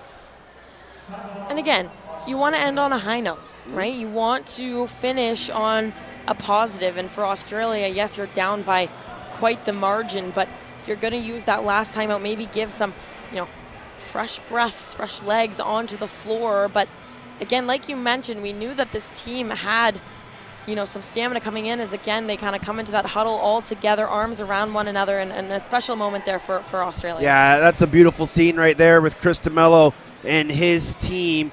Hey, it didn't go our way, but this has been an incredible experience that we will all remember forever. For here on, we will walk together as a family, and maybe they just come out with the greatest trick play we've ever seen. He's been saving it in his back pocket all tournament long for a moment like this in the bronze medal game. Well, I expect the Australians to get 1, maybe 2 good looks here. And if all goes according to plan, the Haudenosaunee should be able to clear and just run out the clock here and call themselves bronze medalists. Green will start with the ball. I think the Haudenosaunee were expecting Australia to maybe go 6-on-5 here, even though it is a 16-goal game. Now back at the top with Green. She'll get around that pick there, steps into that shot, but a stick save from Doolittle and finds Tarbell. 30 seconds remaining. Still heavy pressure from the Australians as B. Cameron trying to find that loose ball. Yeah, Still Cameron fighting and Hooper for it. have been relentless all game here for the Australians. Been 2 of my favorite players to watch in this tournament. And they just continued to give it everything they had, no matter the situation. And the final seconds on the clock. And it'll be a too many men call, penalty shot coming. And I'm not sure who it's going against. I believe Australia. Yeah, I think the Australians think it's on them. The Haudenosaunee think it's on them. No one really knows who the too many men call is, and I think it is against the Australians. I think it's going to be Kendall Tabandodong. I even come close to that last name. I know. It's funny because I think we've both been erring on the side of caution, but yes, Kendall Tabandodong will do it all herself. A big fake there, and what a way to wrap up the final few seconds remaining as finally 44 gets on the score sheet. Tabandodong with her 4th of the tournament, and what a way to finish with 6.1 remaining in this contest. I expect a wonderful celebration from the Haudenosaunee women, and you know, an emotional loss here for the Australian women, but hey, they'll be able to go home and say we're the 4th best lacrosse women's team in the entire world. And still playing till the final seconds there, but that will do it. The Haudenosaunee Nationals, your first ever bronze medalists at the first ever World Lacrosse Women's Box Championships. And look at all the content cowboys out there taking photos, capturing this moment. But even at the other end, look at Team Australia huddling around their goaltenders as a one big unit. And you know what? My favorite part about this entire experience is seeing the countries that, you know, again, are still fairly new to the box game. They may lose by 10, 12, 15, 22 goals, but at the end of it, they're all smiles, they're all hugs, they're celebrating with the fans, they're enjoying every moment, and that is one of the best parts about a tournament like this. Just incredible to see as the Haudenosaunee Nationals can put their names in the history books as the first team on the women's side to ever receive a bronze medal. We will take a short break here, but we will be right back for the first bronze medal ceremony in just a few moments.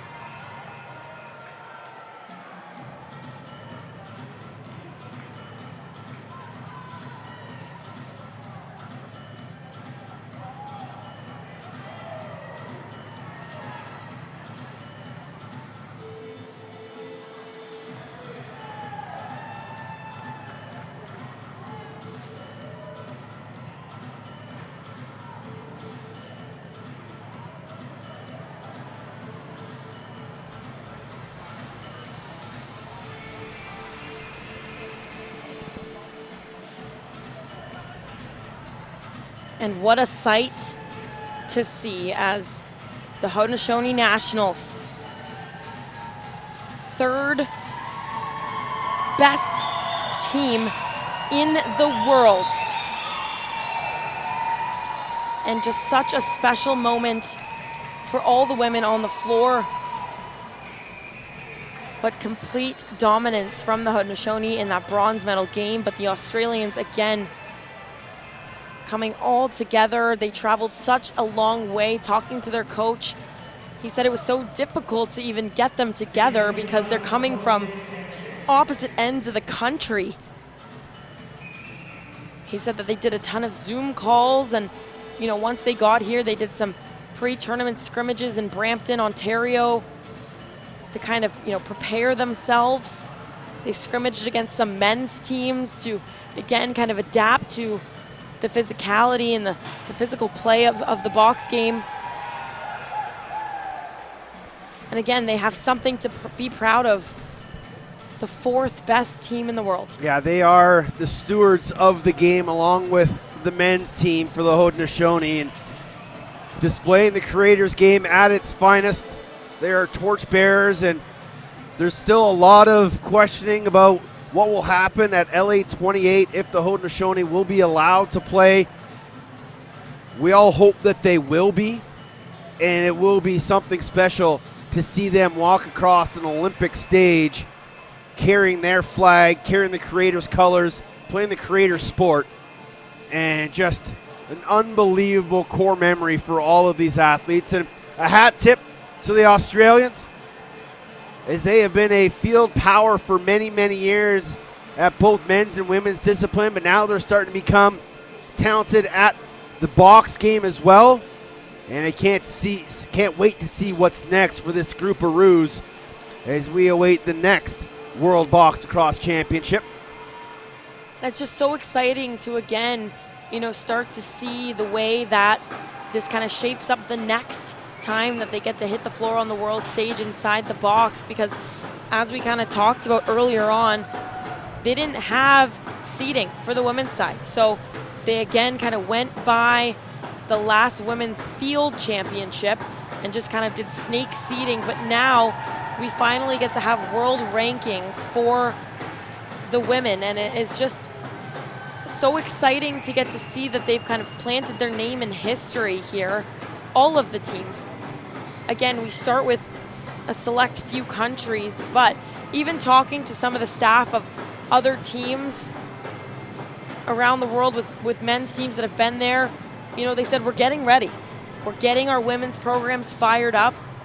We're getting the coaching staffs together. We're, working through different things to try and, build that up. And I think that's something that everyone can look forward to, just to continue to grow the game. So as it sits right now, Haudenosaunee will be your third place team, followed by Australia in fourth, England fifth, Germany sixth, Hong Kong, China ninth, Finland 10th. Ireland and Netherlands will play in the 7-8 game tomorrow at 10 a.m. And then, of course, Canada, USA, in what will be a historic Sunday here in Utica, as Canada and U.S. will play for gold in both men's and women's disciplines here at the World Box Championship. And just imagine what could happen at the end of Sunday. I mean, talk about history, right? Like, the American men now are inserting themselves in the history book as well, to be the first team to now get the chance to play for gold. Yeah, and you'll get a women's team that still very new to the box game, taking on a heavy box veteran Canadian team. But on the other side, in the men's pool, the American became, they beat the Haudenosaunee for the first time in their history, and they did it twice. Canada has never lost at a world championship. Can they continue to make history? They're a perfect, I think, 33-0 at this championship. But still a lot to be decided, and you cannot count this American team out. They have come a long way to close that gap between Canada and the Haudenosaunee. They've climbed one mountain. Will they be able to climb the biggest of them all on Sunday? I have chills just thinking about it. It's going to be a long day for us tomorrow, but so exciting as, again, now these two teams line up awaiting, of course, the bronze medals out onto the floor. And we'll let the PA announcer take over from here, and we'll wrap things up when it is all finished.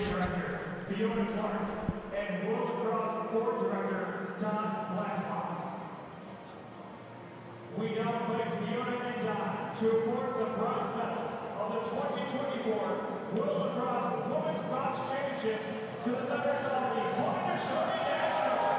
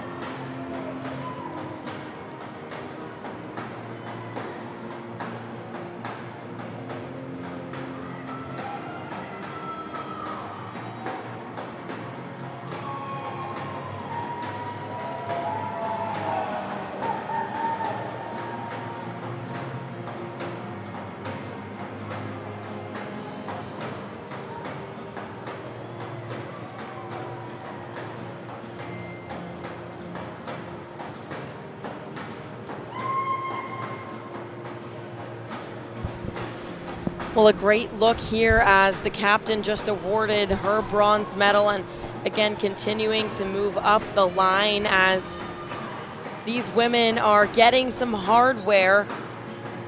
And I mean, again, just so incredible to see this happening for the first time. The drums are still going, the fans, I mean, the crowd noise is just incredible to see the support and all these women coming together, hugging, celebrating. It is just a remarkable sight to finally get to witness.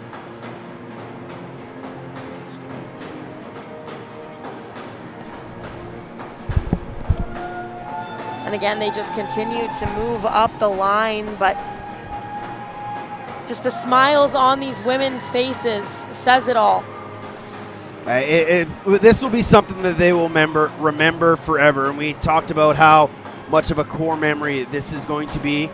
But just think of the groundbreaking moment that this is, not only for the Haudenosaunee and for the Australians, but for every female that participated in this tournament. This is what is next to come in the world of lacrosse. And I cannot wait to see what is next for all of these women, whether it's going to play in the Athletes Unlimited Pro Series, whether it's playing in college, whether it's back home in Canada or their own countries playing for their club teams. This is going to project them onto a trajectory they never even thought of was possible in their lifetime. Yeah, and speaking with some of the female athletes, you know, a lot of them had this similar kind of idea of, they didn't even necessarily dream of a moment like this because they didn't think that it was possible. And now they're living the reality that is the fact that they are now wearing their country's colors or their nation's colors on this world stage. And it is just, I get, you know, chills thinking about the fact that so many of these women, and especially the Haudenosaunee, their head coach talked about how they watched their brothers, their fathers, their cousins, uncles, whatever it may be, get to compete for so long. And finally now, they're able to do the same thing. Yeah. And so for them to take home this medal just means that much more, as now again, finally, they're able to represent their own nation's colors for the first time. Yeah, it's an unbelievable moment. And you mentioned the fact that all these girls grew up playing lacrosse with their brothers, cousins, uncles, fathers, and never been able to compete on a stage like this. And now they are here, and they are the third best team in the world. It is an unbelievable experience. And it, again, we just continue to say it.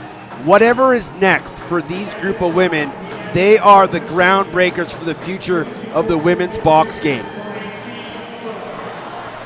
And of course, the moment that these women have been waiting for, but of course, the Australians doing their old Aussie, Aussie, Aussie cheer with the fans. And like you talked about, no matter what the score is, they're still able to celebrate with their fans. They traveled a long way and nothing to hold their heads for, as this Australian program has so much to look forward to. Yeah, a team picture with the Haudenosaunee women and the flag of the Haudenosaunee Nation. It will be one that will be hung up in lacrosse arenas all across the territory of Turtle Island, as these women have made history here in Utica. And you see all of the different videographers and everyone there to capture this moment that is so special.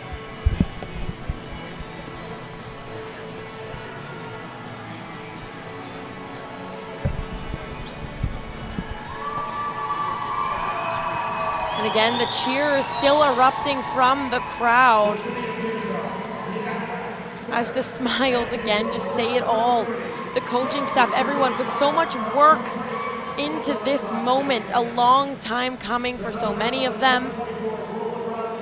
You know, you have to give credit to Chelsea Doolittle, who was fantastic between the pipes tonight. An incredible game by Farrah Blackburn. Great job by the captain, Fawn Porter. Look at players like Carla Lee Weiss, who's a mother of three in her 30s, playing here in the World Championships. And there is a look at the remaining schedule coming up next at 7:15 Eastern. The Haudenosaunee men We'll try to duplicate what the women just accomplished here against England. And then tomorrow, starting at 1 Eastern, a double dip of Maple Leafs and Bald Eagles for World Championship gold medal. It's all happening on ESPN2 tomorrow. Both part of that call. Thank you so much for joining us. We will see you then.